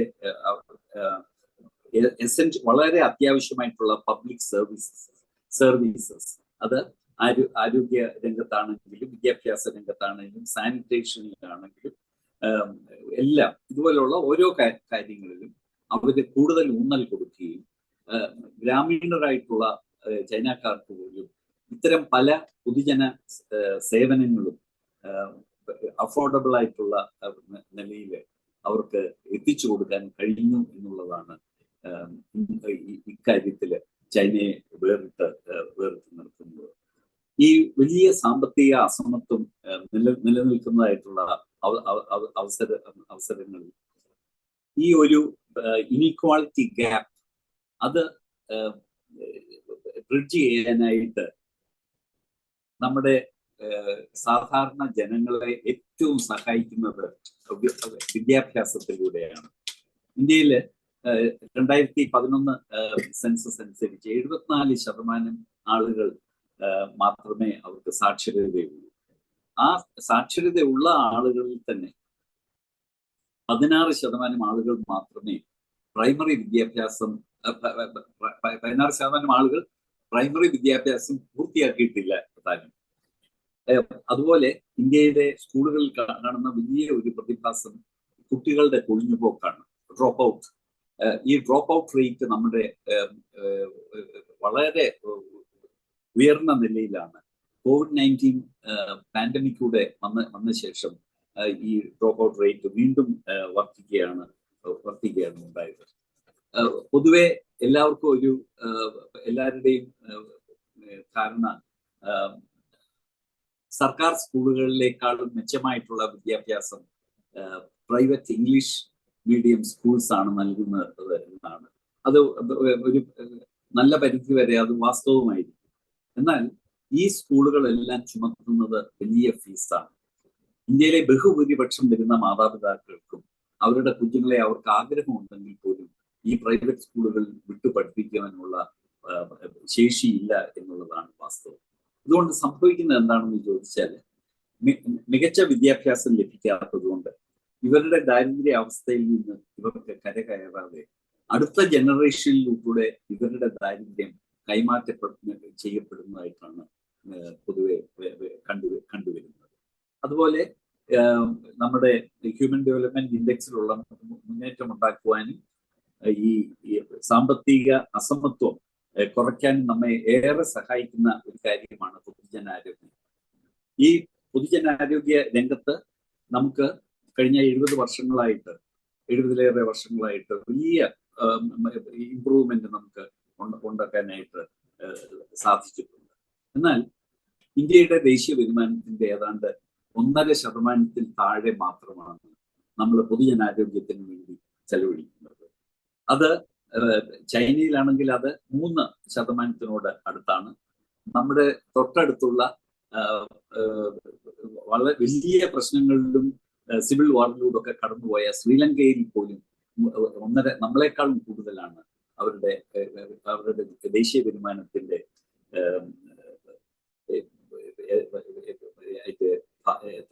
ശതമാനം പൊതുജനാരോഗ്യത്തിന് വേണ്ടി മാറ്റി വെക്കപ്പെടുന്നു. അതുകൊണ്ട് പൊതുജനാരോഗ്യ രംഗത്തെ പല കാര്യങ്ങളും വളരെ പരിതാപകരമായ നിലയിലാണ്, പ്രത്യേകിച്ച് ഗ്രാമങ്ങളിൽ. അതുകൊണ്ട് എന്ത് സംഭവിക്കുന്നു? പാവപ്പെട്ടവരായ ആളുകളും സാധാരണക്കാരും മെച്ചമായ ചികിത്സ ഗവൺമെന്റ് ആശുപത്രികളിൽ ലഭിക്കാത്തത് കൊണ്ട് അവരുടെ പോക്കറ്റിൽ നിന്ന് പണം എടുത്താണ് അവര് സ്വകാര്യ ആശുപത്രികളിൽ ചികിത്സയ്ക്കായിട്ട് എത്തുന്നത്. അതിന്റെ തോത് ഇന്ത്യയിലാണ് ഏഷ്യയിൽ ഏറ്റവും കൂടുതൽ. അതിനെ ഔട്ട് ഓഫ് പോക്കറ്റ് എക്സ്പെൻഡിച്ചർ എന്നാണ് പറയുന്നത്. വേൾഡ് ബാങ്കിന്റെ ഒരു സ്റ്റഡി അനുസരിച്ച് ഇന്ത്യയിലെ ഏതാണ്ട് 25% ഭവനങ്ങൾ അവരുടെ ഏതെങ്കിലും ഒരു അംഗത്തിന് അല്പസമയം പ്രൈവറ്റ് ഹോസ്പിറ്റൽസിൽ അവര് കിടക്കേണ്ടി വരികയാണ് എങ്കിൽ ആ ഭീമമായിട്ടുള്ള മെഡിക്കൽ ബില്ലുകൾ താങ്ങാൻ കഴിയാത്തതിനാൽ അവര് വലിയ കടക്കണിയിലേക്ക് വീഴുകയോ അല്ലെങ്കിൽ അവരുടെ ചെറുതാണെങ്കിലും ഉള്ള അസറ്റ്സ് അവർക്ക് വിറ്റഴിക്കേണ്ടി വരികയോ ചെയ്ത് ദാരിദ്ര്യത്തിലേക്ക് കൂട്ടുകൂട്ടുന്നതായിട്ടുള്ള ഒരു സ്ഥിതിവിശേഷമാണ് നിലനിൽക്കുന്നത്. അതുപോലെ ഇന്ത്യയില് നമ്മുടെ ഒരു ഡ്യുവലിസ്റ്റിക് നേച്ചറാണ് നമ്മുടെ ഇക്കോണമിക്കുള്ളത്.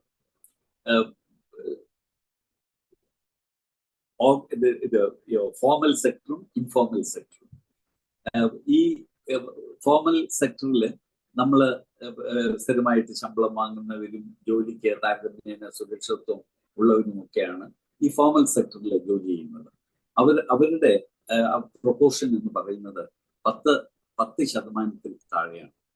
എന്നാൽ ഈ അൺഓർഗനൈസ്ഡ് സെക്ടറിലാണ് 90%-ലേറെ നമ്മുടെ തൊഴിലാളികളും ജോലി ചെയ്യുന്നത്. കാഷ്വൽ ലേബറേഴ്സ്, അതുപോലെ സെൽഫ് എംപ്ലോയ്ഡ് ആയിട്ടുള്ള ചെറിയ വരുമാനം മാത്രം ഉണ്ടാക്കാൻ കഴിയുന്ന ആളുകൾ, ഇവരൊക്കെ വളരെ താണ വേതനത്തിനും പിന്നെ ലാഭത്തിലും ഒക്കെ ഇവരുടെ ഉപജീവനം ഉള്ളവരാണ്. അതുപോലെ അവരുടെ തൊഴിലിൽ അവർക്ക് യാതൊരു സുരക്ഷിതത്വം ഇല്ലാതായിരുന്നു.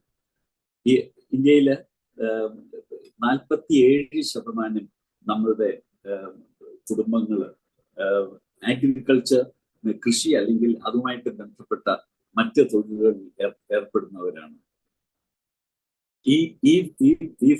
ഇത് അല്പം ഭൂമിയുള്ള ആളുകളാണെങ്കിൽ തന്നെ അവരുടെ കുടുംബത്തിന് അത്യാവശ്യം വരുമാനം കഴിഞ്ഞു പോകാൻ വരുമാനം ലഭിക്കുന്ന തരത്തിലുള്ള ചെറിയ തോതിൽ കൃഷി ചെയ്യുന്ന കർഷകരാണ്. കൂടുതൽ ആളുകളും കാഷ്വൽ ലേബറേഴ്സ് ആണ്. ഈ പിന്നെ കൂടുതലായിട്ട് ഏറ്റവും കൂടുതൽ ഇങ്ങനെ സബ്സിസ്റ്റൻസ് ഫാമിംഗ് നടത്തുന്ന കർഷകരാണ് ഉള്ളത് എന്നതിനാൽ ഈ കൂടെ സംഭവിച്ചുകൊണ്ടിരിക്കുന്ന കൃഷി നാശങ്ങളും അവർക്ക് വലിയ കടബാധ്യത ഉണ്ടാക്കുന്ന വിവിധ കാര്യങ്ങളും കാരണം ഇന്ന് കർഷകരുടെ വർദ്ധിച്ചു വരുന്ന ആത്മഹത്യ ഒരു വലിയ വാർത്ത തന്നെ ആകുന്നില്ല എന്നുള്ളതാണ് ഏറെ സങ്കടകരമായിട്ടുള്ള കാര്യം. അതുപോലെ ഇവരുടെ ഫാമേഴ്സിനുള്ള സബ്സിഡീസ് പിന്നെ സ്റ്റഡിയായിട്ട് ഗവൺമെന്റുകൾ കുറച്ചുകൊണ്ട് വരികയാണ്. അതുപോലെ ബഡ്ജറ്ററി അലോക്കേഷൻ, കാർഷിക മേഖലയ്ക്കുള്ള ബഡ്ജറ്ററി അലോക്കേഷനും അത് യഥാർത്ഥത്തിൽ ഉള്ള എത്തേണ്ട തുക എപ്പോഴും കുറവായിക്കൊണ്ടിരിക്കുകയാണ് എന്നുള്ളതും വളരെ ആശങ്ക ജനിപ്പിക്കുന്നതായിട്ടുള്ള ഒരു കാര്യമാണ്. ഇന്ത്യയിലെ 144 കോടി ആളുകൾ, അവരില് ഏതാണ്ട് 68-69% ആളുകളും താമസിക്കുന്നത് ഗ്രാമീണ മേഖലയിലാണ്. 2011 നടത്തിയ socio economic and cast census ഗ്രാമീണ മേഖലയിലെ ജീവിത നിലവാരം, റൂറൽ ഹൗസ് ഹോൾഡ്സിന്റെ ജീവിത നിലവാരം മനസ്സിലാക്കാൻ വേണ്ടി നടത്തിയ സെൻസസ് ആണ്. അതനുസരിച്ച് 75% റൂറൽ ഹൗസ് ഹോൾഡ്സിലും അവിടെ മുഖ്യ വരുമാനം ലഭിക്കുന്ന കുടുംബാംഗത്തിന്റെ വരുമാനം മാസം 5000 രൂപയിൽ താഴെയായി. 10000 രൂപയിലേറെ പ്രതിമാസം ലഭിക്കുന്ന വരുമാനമുള്ള അംഗങ്ങളുള്ള ഭവനങ്ങൾ, ഗ്രാമീണ ഭവനങ്ങൾ 8% മാത്രമായി. ഇന്ന് മാത്രമല്ല 50% ഗ്രാമീണ മേഖലയിലുള്ള ഭവനങ്ങൾക്കും അവർക്ക് സ്വന്തമായിട്ട് ഭൂമിയില്ല എന്നുള്ള ഞെട്ടിക്കുന്ന യാഥാർത്ഥ്യവും ഈ സെൻസസ് വെളിവാക്കുകയുണ്ടായി. ബഹുഭൂരിപക്ഷവും കാഷ്വൽ മാനുവൽ ലേബർ ചെയ്യുന്ന ആളുകളാണ്. അമർത്യ സെന്നെ പോലെയുള്ള ഇക്കോണമിസ്റ്റ് എടുത്തു പറയുന്ന ഒരു കാര്യം, ഇന്ത്യയിലെ സാമൂഹ്യ അസമത്വവും നമ്മളുടെ ഈ സാമ്പത്തിക അസമത്വത്തെ കൂടുതൽ രൂക്ഷമാക്കുന്നു എന്നുള്ളതാണ്. അത് റീഇൻഫോഴ്സ് ചെയ്യുന്നതായിട്ടുള്ളതാണ്. അതിൽ ഏറ്റവും പ്രധാനമായിട്ടുള്ളത് കാസ്റ്റ് സിസ്റ്റമാണ്. നൂറ്റാണ്ടുകളായിട്ട് പിന്തുടർന്നു വരുന്ന ഈ കാസ്റ്റ് സിസ്റ്റം ഇപ്പോഴും നമ്മുടെ രാജ്യത്ത് മിക്കയിടത്തും ഉണ്ട് എന്നുള്ളത് ഒരു യാഥാർത്ഥ്യമാണ്. ഈ പുതിയ വിവേചനങ്ങളുള്ള ഈ സിസ്റ്റത്തിൽ ദരിദ്രരായിട്ടുള്ള ആളുകൾ വീണ്ടും ദരിദ്രരായിട്ട് തന്നെ തുടരുന്ന അവസ്ഥയാണ് ഉള്ളത്. അതുപോലെ മറ്റൊന്ന് ജെൻഡർ ഇനീക്വാളിറ്റിയാണ്. പുരുഷ മേധാവിത്വം ഉള്ള പാട്രിയാർക്കൽ സൊസൈറ്റിയാണ് നമ്മുടേത്. അതുകൊണ്ട് സ്ത്രീകളുടെ പല അവകാശങ്ങളും നമ്മൾ അടിച്ചമർത്തപ്പെടുകയാണ് ചെയ്യുന്നത്. അതിലെ ഏറ്റവും വലിയ പ്രശ്നം എന്ന് പറയുന്നത് സ്ത്രീകളുടെ ആരോഗ്യ പരിപാലനം സംബന്ധിച്ചും വിദ്യാഭ്യാസം സംബന്ധിച്ചും തീരെ ശ്രദ്ധ പല കമ്മ്യൂണിറ്റികളിലും കൊടുക്കുന്നില്ല എന്നുള്ളതാണ്.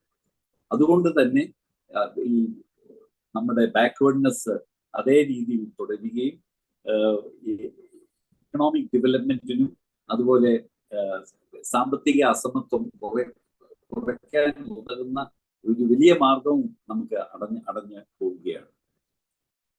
ജെൻഡർ ഇനീക്വാളിറ്റി ഇൻഡെക്സ് അനുസരിച്ച് 166 രാജ്യങ്ങളിൽ 108ാം സ്ഥാനം മാത്രമാണ് ഇന്ത്യക്കുള്ളത്. അപ്പോൾ ഇപ്പോൾ 90കൾ മുതൽ നമ്മൾ പിന്തുടരുന്ന നമ്മുടെ വികസന മാതൃക, നമ്മുടെ സാമ്പത്തിക നയങ്ങൾ അതിലെ ഒരു വലിയ ഒരു പൊളിച്ചെഴുത്ത് നമുക്ക് ആവശ്യമാണ്. അത് ഒരു കുറച്ചുകൂടി ഇൻക്ലൂസീവ് ആയിട്ടുള്ള വികസന മാതൃകയാണ് നമുക്ക് ആവശ്യമായിട്ടുള്ളത്. അല്ലെങ്കിൽ വലിയ സോഷ്യോ ഇക്കണോമിക് പ്രശ്നങ്ങളും സംഘർഷങ്ങളും സായുധ ചെറുത്തുനിൽപ്പുകൾ വരെ ഉണ്ടാകാം. കർഷകരുടെ വിവിധ പ്രക്ഷോഭങ്ങളും ഒക്കെ അതിന് പല രീതിയിൽ അത് വ്യാഖ്യാനിക്കപ്പെടുന്നുണ്ട് എങ്കിൽ പോലും റൂറൽ ഡിസ്ട്രസ് എന്ന് പറയുന്നത് ഭീകരമാണ്. അപ്പോൾ നമ്മളുടെ ഈ ഗ്രാമങ്ങളിലുള്ള മിക്ക ആളുകളും ചിന്തിക്കുന്നത് ഈ വലിയ സാമ്പത്തിക നേട്ടത്തെ സംബന്ധിച്ച് നമ്മൾ TV-യിലും മറ്റ് മാധ്യമങ്ങളിലൊക്കെ കാണുന്നതിനെ അവര് അതിനെ കണക്കാക്കുന്നത് ഇത് മുഴുവൻ വലിയ സമ്പന്നരായിട്ടുള്ള ആളുകളുടെയും വലിയ കോർപ്പറേറ്റ്സിന്റെയും അവർക്ക് ലാഭം ഉണ്ടാക്കാൻ വേണ്ടിയുള്ള നയങ്ങളാണ്, അല്ലാതെ അവരുടെ ക്ഷേമം, സാധാരണ ജനങ്ങളുടെ ക്ഷേമം വർദ്ധിപ്പിക്കാനായിട്ടുള്ള നയങ്ങളല്ല എന്ന രീതിയിൽ ചിന്തിക്കുന്നവരാണ് അധികവും ഉള്ളത്. അപ്പോൾ ഈ ഇന്ത്യ ഒരു എമർജിങ് സൂപ്പർ പവർ ആണ് എന്ന് പറയുന്നത് കേൾക്കാൻ നമുക്ക് വളരെ സന്തോഷമാണ്, നമ്മൾക്ക് വളരെ അഭിമാനം തോന്നുകയും ചെയ്യുന്ന കാര്യങ്ങളാണ്. എന്നാൽ ചില യാഥാർത്ഥ്യങ്ങൾക്ക് നേരെ നമുക്ക് കണ്ണടയ്ക്കാനായിട്ട് സാധിക്കത്തില്ല.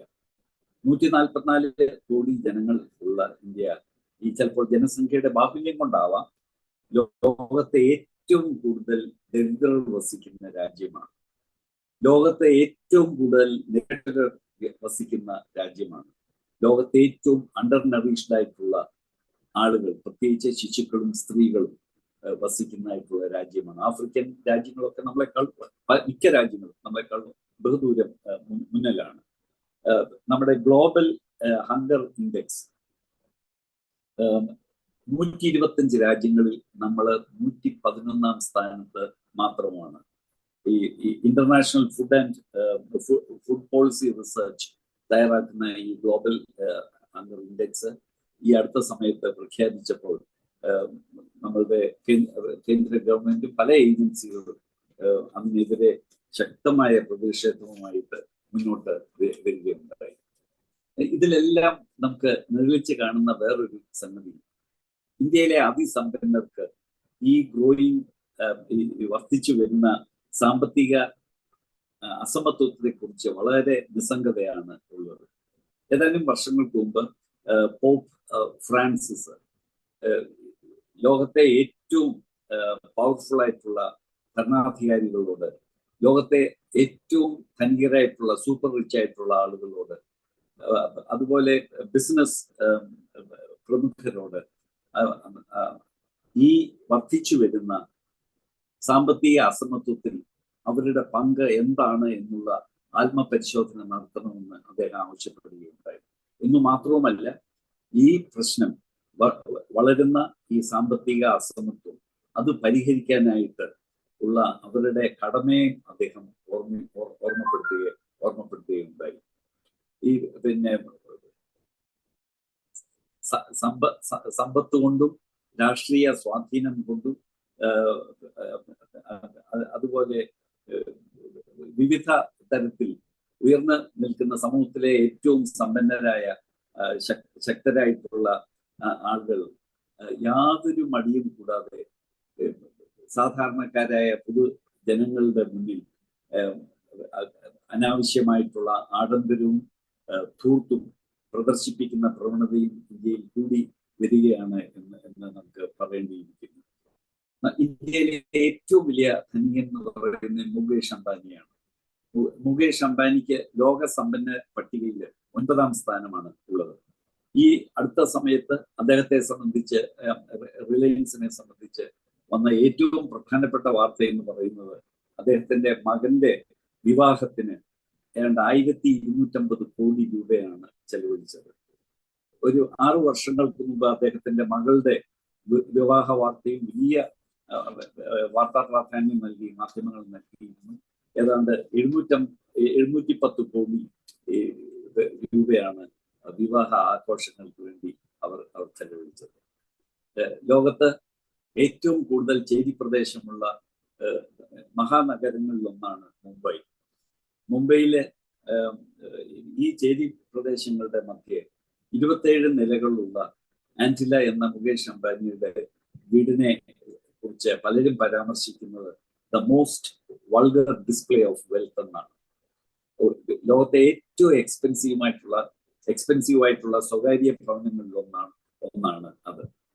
ഞാൻ ഈ ഒരു ഉദാഹരണം പറഞ്ഞുകൊണ്ട് ധനികരായിട്ടുള്ള എല്ലാവരും മറ്റുള്ളവരെ കുറിച്ച് യാതൊരു കൺസേണും ഇല്ലാത്തവരാണെന്ന് അല്ല ഞാൻ പറയാൻ ശ്രമിക്കുന്നത്. അസീം പ്രേംജി തന്നെ നല്ല ഒരു ഉദാഹരണമാണ്. വിപ്രോയുടെ ഉടമയായ അദ്ദേഹം വളരെ ലളിത ജീവിതം നയിക്കാൻ ആഗ്രഹിക്കുന്നതായിട്ടുള്ള അദ്ദേഹത്തിന്റെ ജീവിത രീതികളെല്ലാം അത്തരത്തിലുള്ളതാണ്. 2019 വരെ മുകേഷ് അംബാനിക്ക് തൊട്ടുപുറകിൽ ഇന്ത്യയിലെ രണ്ടാമത്തെ അതിസമ്പന്നനായിരുന്നു അസീം പ്രേംജി. അദ്ദേഹം ഇന്ന് 17ാം സ്ഥാനത്താണ്. അതിന്റെ പ്രധാനപ്പെട്ട കാരണം എന്താണെന്ന് ചോദിച്ചാൽ, ഈ അടുത്ത സമയത്ത് തന്നെ $21 ബില്യൺ തുല്യമായിട്ടുള്ള പണമാണ് അദ്ദേഹം വിവിധ ചാരിറ്റി പ്രവർത്തനങ്ങൾക്ക് വേണ്ടി നൽകിയിട്ടുള്ളത്. അദ്ദേഹത്തിന്റെ തന്നെ ഒരു ചാരിറ്റബിൾ ഫൗണ്ടേഷൻ ഉണ്ട്. ഇതിൽ ഈ പ്രധാനമായിട്ടും പണം പോകുന്നത് ഏറ്റവും ക്വാളിറ്റി വിദ്യാഭ്യാസം ഇന്ത്യയിലെ സമർത്ഥരായിട്ടുള്ള വിദ്യാർത്ഥികൾക്ക് നൽകുവാൻ, അതുപോലെ വിദ്യാഭ്യാസ സൗകര്യങ്ങൾക്ക് അത് ആക്സസ് ചെയ്യാൻ ബുദ്ധിമുട്ടുള്ള മാർജിനലൈസ്ഡ് ആയിട്ടുള്ള കമ്മ്യൂണിറ്റീസിലുള്ള വിദ്യാർത്ഥികൾക്ക് വിദ്യാഭ്യാസ സൗകര്യം ഗ്രാമങ്ങളിൽ നിന്നും മറ്റും നൽകുവാനായിട്ടാണ് ഇതിന്റെ മുഖ്യ ഭാഗവും ചെലവഴിക്കപ്പെടുന്നത്. അതുപോലെ രത്തൻ ടാറ്റയുടെ തന്നെ സ്വകാര്യ സമ്പത്തിൽ നിന്ന് 1000-ലേറെ കോടി രൂപയാണ് ഇതിനകം അദ്ദേഹം ചാരിറ്റബിൾ ചാരിറ്റിക്കായിട്ട് കൊടുത്തിട്ടുള്ളത്. അതും മുഖ്യമായിട്ടും വിദ്യാഭ്യാസ മേഖലയിലേക്കാണ്. ബിൽ ഗേറ്റ്സിനെ നമുക്കറിയാം. ബിൽ ഗേറ്റ്സിന്റെ ഒരു വ്യവസായി എന്ന നിലയിലുള്ള അദ്ദേഹത്തിന്റെ പ്രവർത്തന ശൈലിയെ പറ്റിയൊക്കെ വളരെ വിമർശനങ്ങളുണ്ട്. എന്നാൽ 18 വർഷം 2001 മുതൽ 2019 വരെയുള്ള 18 വർഷങ്ങളിൽ ലോകത്തെ ഏറ്റവും വലിയ ധനികനായിരുന്നു മൈക്രോസോഫ്റ്റ് ഉടമയായിട്ടുള്ള ബിൽ ഗേറ്റ്സ്. ഇന്ന് അദ്ദേഹത്തിന്റെ ലോക സമ്പന്ന പട്ടികയിൽ അദ്ദേഹത്തിന്റെ സ്ഥാനം 7ാമതാണ്.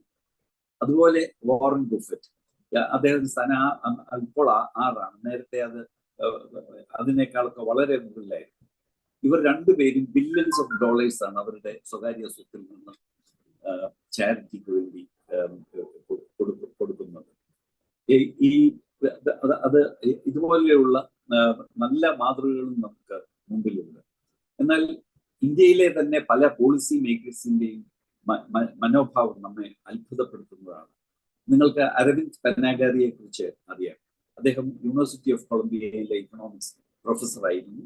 നമ്മുടെ നീതി ആയോഗ് ആദ്യമായിട്ട് കോൺസ്റ്റിറ്റ്യൂട്ട് ചെയ്തപ്പോൾ അതിന്റെ വൈസ് ചെയർമാനായിരുന്നു. ഈ വർഷം മുതൽ അദ്ദേഹം 16ാമത് ഫൈനാൻസ് കമ്മീഷന്റെ ചെയർമാനാണ്. അദ്ദേഹം ഈയിടെ വർദ്ധിച്ചു വരുന്ന ഇനീക്വാളിറ്റിയെ കുറിച്ച് അദ്ദേഹം പരാമർശിച്ചത്, വെൽത്ത് ക്രിയേഷൻ ഉണ്ടാകുമ്പോൾ അതിന്റെ ഒരു സ്വാഭാവിക ഒഴിവാക്കാനാവാത്ത ഒരു സൈഡ് ഇഫക്റ്റ് മാത്രമാണ് സാമ്പത്തിക അസമത്വങ്ങൾ എന്ന് വളരെ നിസ്സാരവൽക്കരിച്ചാണ് അദ്ദേഹം എക്സ്പ്ലെയിൻ ചെയ്തത്. ഫൈനാൻസ് കമ്മീഷന്റെ ചെയർമാൻ എന്നുള്ള നിലയിൽ വിവിധ സംസ്ഥാനങ്ങൾ തമ്മിലുള്ള വലിയ സാമ്പത്തിക അന്തരം പരിഹരിക്കേണ്ടതായ റിസർവ്സ് അലോക്കേഷനിലൂടെ പരിഹരിക്കേണ്ടതായിട്ടുള്ള ധനകാരിയാണ് ഇത്തരത്തിലുള്ള ഒരു പരാമർശം നടത്തിയത് എന്നുള്ളത് വളരെ വിചിത്രമായിട്ട് തോന്നുന്നു. ഈ തോമസ് പിക്കറ്റിയിലേക്ക് നമുക്ക് ഒരിക്കൽ കൂടെ വരാം. അദ്ദേഹം പാരീസ് സ്കൂൾ ഓഫ് ഇക്കണോമിക്സിലാണ് വർക്ക് ചെയ്യുന്നത്. ഫ്രഞ്ച് ഇക്കോണമിസ്റ്റ് ആണ്. അദ്ദേഹവും ഹാർവാർഡ് യൂണിവേഴ്സിറ്റിയിലും ന്യൂയോർക്ക് യൂണിവേഴ്സിറ്റിയിലും ഒക്കെയുള്ള കുറച്ച് പ്രൊഫസേഴ്സ് 3-4 പേര് ചേർന്ന് income and wealth inequality in India, the rise of the billionaire Raj എന്ന് പറഞ്ഞ ഒരു വർക്കിംഗ് പേപ്പർ തയ്യാറാക്കുകയുണ്ടായി. ഈ വർക്കിംഗ് പേപ്പറിൽ അവർ പറയുന്നത് നമ്മുടെ സാമ്പത്തിക അസമത്വം സ്വാതന്ത്ര്യ ലബ്ധിക്ക് ശേഷം 1980 വരെ അത് ഈ അസമത്വം കുറഞ്ഞുകൊണ്ടേ ഇരിക്കുകയായിരുന്നു. എന്നാൽ 1980-കളിൽ ഇത് അത് നേരെ വിപരീത ദിശയിലേക്ക് പോകാൻ തുടങ്ങി. അത് പ്രധാനമായിട്ടും 1985 നമ്മളുടെ നയങ്ങളിൽ വന്ന മാറ്റം, ന്യൂ ഇക്കണോമിക് പോളിസിയിലൂടെ വന്ന മാറ്റങ്ങൾ കൊണ്ടാവാം. ഏതാണ്ട് 2000 ആയപ്പോഴേക്ക് നമ്മളുടെ സാമ്പത്തിക അസമത്വം വളരെയധികം വർദ്ധിച്ചു. 2014 മുതൽ 2023 വരെയുള്ള കാലഘട്ടത്തിലാണ് ഇന്ത്യയിലെ സാമ്പത്തിക അസമത്വം അതിന്റെ മൂർധന്യാവസ്ഥയിൽ എത്തിയത്. ഇത് കാണിക്കുന്നത് നമ്മളുടെ ഈ വലിയ വളർച്ചാ നിരക്കും സാമ്പത്തിക രംഗത്തെ പുരോഗതിയും എല്ലാം അതിന്റെ പ്രയോജനം മുഴുവൻ പോയിരിക്കുന്നത് ഇന്ത്യയിലെ ഏറ്റവും ധനാഢ്യരായിട്ടുള്ള വ്യക്തികളിലേക്കാണ്, അവരുടെ കുടുംബങ്ങളിലേക്കാണ് എന്നുള്ളതിന് യാതൊരു സംശയവുമില്ല. ഇതിന് ഈ വർക്കിംഗ് പേപ്പർ 3 തരത്തിലുള്ള 3 നിർദ്ദേശങ്ങളാണ് മുന്നോട്ട് വെച്ചത്. അത് പ്രധാനമായിട്ടും ഗവൺമെന്റുകൾ കൂടുതൽ പ്രൊയാക്റ്റീവായിട്ട് വളരെ കൂടുതലായിട്ട് ഇക്കോണമിയിൽ ഇടപെടേണ്ടതായിട്ടുണ്ട്. പ്രധാനമായിട്ടും ടാക്സ് രംഗത്തും അതുപോലെ സോഷ്യൽ സെക്ടറിൽ പണം ചെലവഴിക്കുന്നത് സംബന്ധിച്ചു. 3ാമത് അവർ വെച്ച നിർദ്ദേശം ശരിയായിട്ടുള്ള നയങ്ങൾ രൂപീകരിക്കുന്നതിന് ഏറ്റവും യാഥാർത്ഥ്യ ബോധത്തോടു കൂടിയുള്ള ആക്യുറേറ്റ് ആയിട്ടുള്ള ഡേറ്റയാണ് ആവശ്യം. ഇന്ത്യയിൽ ഇപ്പോൾ ലഭ്യമായി ആകുന്ന ഡേറ്റയുടെ ക്വാളിറ്റി സംബന്ധിച്ച് ലോകമെങ്ങുമുള്ള അക്കാഡമിക്സിന് വളരെ സംശയങ്ങളുണ്ട് എന്നുള്ളതാണ് വാസ്തവം.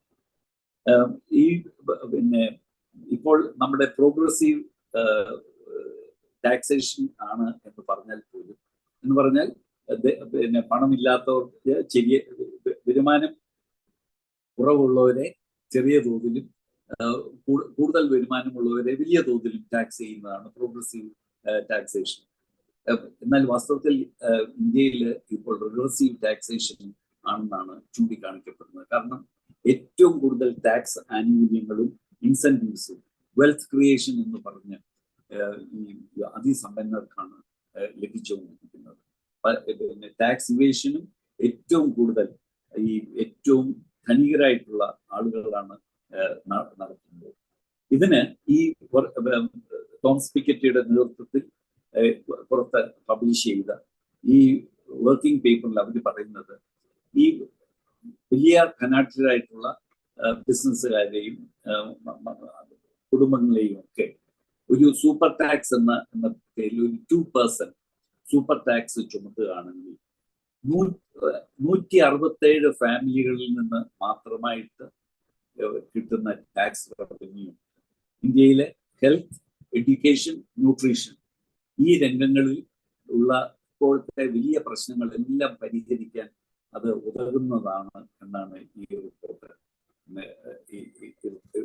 സൂചിപ്പിക്കുന്നത്. അങ്ങനെ നമ്മൾ ഈ അടുത്ത സമയം വരെ പിന്തുടർന്ന് പോരുന്ന മാർക്കറ്റ് ഫ്രണ്ട്ലി ആയിട്ടുള്ള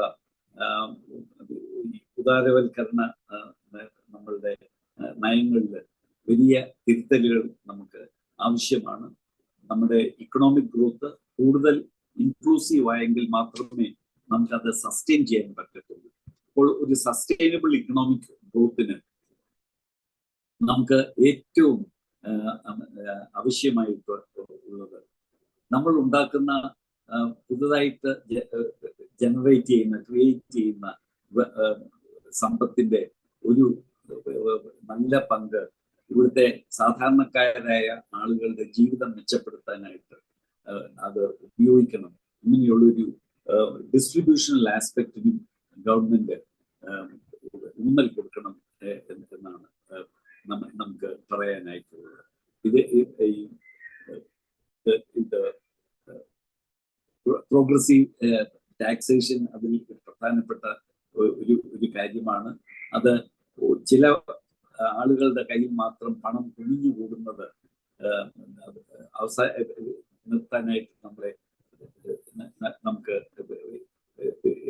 ഇടയാക്കും എന്ന് മാത്രവുമല്ല, വർദ്ധിച്ച തോതിൽ ആ രീതിയിൽ ടാക്സ് കളക്ട് ചെയ്യുന്നത്, ഗവൺമെന്റിന്റെ ടാക്സ് റവന്യൂ വർദ്ധിക്കുന്നതും പല ആന്റി പോവർട്ടി പ്രോഗ്രാംസും വെൽഫെയർ മെഷേഴ്സും എടുക്കുന്നതിനും നമുക്ക് സാധിക്കും എന്നുള്ളതാണ്. അതുപോലെ ഇന്ത്യയിലെ സോഷ്യൽ സെക്ടേഴ്സിൽ നിന്ന്, പ്രത്യേകിച്ച് വിദ്യാഭ്യാസം, പൊതുജനാരോഗ്യം, ന്യൂട്രീഷൻ തുടങ്ങിയ ആ മേഖലകളിൽ നിന്ന് ഗവൺമെന്റുകൾ, ഇന്ത്യയിൽ മാത്രമല്ല ലോകമെന്നും അതിൽ നിന്ന് പതുക്കെ വിഡ്രോ ചെയ്യാനായിട്ട് വലിയാനായിട്ടുള്ള ഒരു പ്രവണതയാണ് കാണുന്നത്. അതിനു പകരം ഇതിലുള്ള പ്രധാനപ്പെട്ട സേവനങ്ങളെല്ലാം തന്നെ സ്വകാര്യവൽക്കരിക്കാനായിട്ടുള്ള ഒരു ശ്രമം. എന്നാൽ സസ്റ്റൈനബിൾ ഡെവലപ്മെന്റ് നമുക്ക് നേടിയെടുക്കണം എന്നുണ്ടെങ്കിൽ ഈ മേഖലകളിലെല്ലാം ഗവൺമെന്റ് വലിയ തോതിൽ പണം മുടക്കിയാൽ മാത്രമേ സാധിക്കുകയുള്ളൂ. അതുപോലെ തന്നെ നമ്മുടെ NREGA, Mahatma Gandhi national rural employment scheme പോലെയുള്ള ഇൻകം സപ്പോർട്ട് പ്രോഗ്രാംസ്, അതുപോലെ എംപ്ലോയ്മെന്റ് ജനറേഷൻ പ്രോഗ്രാംസ്, അത് കൂടുതൽ മെച്ചമായ രീതിയിൽ കൂടുതൽ ആളുകൾക്ക് അതിന്റെ പ്രയോജനം ലഭിക്കത്തക്ക രീതിയിൽ ആവിഷ്കരിക്കേണ്ടതും വളരെ അത്യാവശ്യമായിട്ടുള്ള ഒരു കാര്യമാണ്. പലപ്പോഴും നമ്മൾ ഈ ഫിസിക്കൽ ക്വാളിറ്റി ഓഫ് ലൈഫ് അതിന്റെ എല്ലാ ഇൻഡിക്കേറ്റേഴ്സ് സംബന്ധിച്ചും ഏറ്റവും മുന്നിലുള്ള സംസ്ഥാനം കേരളമാണ്. എന്നാൽ ഈ അടുത്ത സമയത്ത് തമിഴ്നാടും അതുപോലെ ഹിമാചൽ പ്രദേശും നമ്മോടൊപ്പം ചില മേഖലകൾ നമ്മളെക്കാൾ മുന്നിലുമാണ്. അതിന് ഏറ്റവും കാരണമായിട്ട് ചൂണ്ടിക്കാണിക്കപ്പെടുന്നത് ഈ ചൈനയുടെ കാര്യം ഞാൻ സൂചിപ്പിച്ചതുപോലെ ഈ പല ക്ഷേമ പദ്ധതികളും സാധാരണ ജനങ്ങൾക്ക് യൂണിവേഴ്സലായിട്ട് കൊടുക്കുവാനുള്ള ശ്രമമാണ്. അത് അവർ അർഹിക്കുന്നതായിട്ടുള്ള അവരുടെ എൻടൈറ്റിൽമെന്റ്സ് എന്ന നിലയിൽ ഗവൺമെന്റിന്റെ ഭാഗത്തു നിന്ന് ഇത്തരം ക്ഷേമ പ്രവർത്തനങ്ങൾ വളരെ ഊർജിതമായിട്ട് നടത്തുന്നതുകൊണ്ടാണ് ഈ ഹ്യൂമൻ ഡെവലപ്മെന്റ് ഇൻഡെക്സിൽ സംസ്ഥാന തലത്തിൽ ഇവരെ വളരെ മുന്നോട്ട് വരാനായിട്ട് ഇടയായത്. അതുപോലെ വിദ്യാഭ്യാസ രംഗത്തും നമുക്ക് 24% ആളുകൾ നിരക്ഷരരാണ്. ആളുകളുടെ കേപ്പബിലിറ്റീസും ജോലി സാധ്യതയും ഒക്കെ വർദ്ധിപ്പിക്കണം എന്നുണ്ടെങ്കിൽ ഗവൺമെന്റുകൾ, പ്രത്യേകിച്ച് സംസ്ഥാന ഗവൺമെന്റുകൾ ബേസിക് എഡ്യൂക്കേഷൻ രംഗം ശക്തിപ്പെടുത്തേണ്ടതായിട്ടുണ്ട്. സെക്കൻഡറി ലെവൽ, സ്കൂൾ ലെവൽ തൊട്ടാണെങ്കിൽ വൊക്കേഷണൽ ട്രെയിനിങ്ങും സ്കിൽസ് ട്രെയിനിങ്ങും കൊടുക്കുന്നത് അവരുടെ ജോലിയിലുള്ള കാര്യക്ഷമത വർദ്ധിക്കുന്നതിനും കൂടുതൽ വരുമാനം അവർക്ക് ലഭിക്കുന്നതിനും അവരെ സഹായിക്കുന്നതാണ്. ഇന്ന് ഇന്ത്യയിലെ ആകെയുള്ള ജനസംഖ്യയിൽ 50% ആളുകളും യുവാക്കളാണ്. 25 വയസ്സിന് താഴെ ഉള്ള യുവാക്കളാണ്. അതിന്റെ നേട്ടം, ഡെമോഗ്രാഫിക് ഡിവിഡൻഡ് നമ്മുടെ രാജ്യത്തിന് കിട്ടണം എന്നുണ്ടെങ്കിൽ അവർക്ക് തൊഴിൽ സാധ്യതകൾ വർദ്ധിപ്പിക്കത്തക്ക രീതിയിലുള്ള വിദ്യാഭ്യാസമോ ട്രെയിനിങ്ങോ നമ്മൾക്ക് കൊടുത്താൽ മാത്രമേ പറ്റുള്ളൂ. അല്ലെങ്കിൽ ഇത്രയും വലിയ ഒരു യുവജനങ്ങളുടെ പോപ്പുലേഷൻ നമുക്കൊരു വലിയ ബാധ്യതയായിട്ട് മാറാൻ സാധ്യതയുണ്ട്. അപ്പോൾ നമ്മൾ പറഞ്ഞു വന്നത് നമ്മുടെ ഗ്രോത്ത് സ്ട്രാറ്റജിയിൽ ഒരു തിരുത്തൽ നമുക്ക് വളരെ ആവശ്യമാണ്. അത് കൂടുതൽ ഇൻക്ലൂസീവ് ആക്കണം. സാധാരണക്കാർക്കും നമ്മുടെ മാർജിനലൈസ്ഡ് ആയിട്ടുള്ള കമ്മ്യൂണിറ്റീസിനും ദരിദ്രരായിട്ടുള്ള ആളുകൾക്കും ഒക്കെ നമ്മുടെ ഗ്രോത്ത് പ്രോസസ്സിന്റെ പ്രയോജനം അവരിലൊക്കെ എത്തിച്ചേരത്തക്കവണ്ണമുള്ള ഒരു നയങ്ങളാണ് നമ്മുടെ രാജ്യത്തിന് ഏറെ ആവശ്യമായിട്ടുള്ളത്. അപ്പോൾ 1990 ശേഷം ഇന്ത്യ നടപ്പാക്കിയ ഉദാരവൽക്കരണ നയങ്ങൾ സാമ്പത്തിക വളർച്ചയോടൊപ്പം വലിയ സാമ്പത്തിക അസമത്വങ്ങളും വർദ്ധിപ്പിക്കുന്ന തരത്തിലുള്ളതായി. അതുകൊണ്ട് തന്നെ നമ്മൾ പിന്തുടരുന്ന ഈ വികസന മാതൃകയെ നമ്മൾ തിരുത്തണം. ഇന്ത്യയുടെ സുസ്ഥിരമായ വികസനത്തിന് കൂടുതൽ ഇൻക്ലൂസീവ് ആയിട്ടുള്ള വികസന നയങ്ങൾ നമുക്ക് ആവിഷ്കരിച്ച് നടപ്പാക്കേണ്ടതുണ്ട്. ഗവൺമെന്റിന്റെയും അതിസമ്പന്നരുടെയും അതുപോലെ പോളിസി മേക്കേഴ്സിന്റെയും ഒക്കെ നയങ്ങളിലും മനോഭാവങ്ങളിലും മാറ്റം വരേണ്ടത് വളരെ ആവശ്യമാണ്. അതോടൊപ്പം നമ്മളെ പോലുള്ള സാധാരണക്കാരുടെ മനോഭാവത്തിലും മാറ്റം വരേണ്ടതാണ്.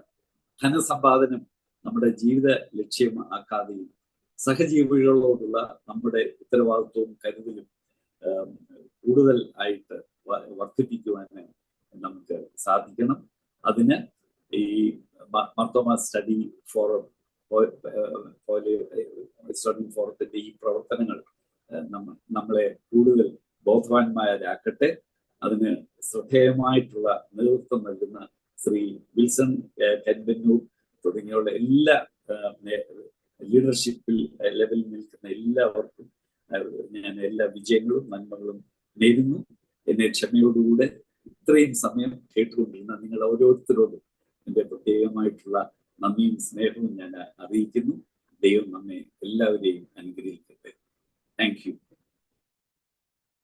Thank you Soni sir. Thank you very much for the informative talk. ഇപ്പോൾ അനൗൺസ്മെന്റ്സിനുള്ള സമയമാണ്. അതിനുശേഷം നമുക്ക് ഓപ്പൺ ഫോറത്തിലേക്ക് പോകാം.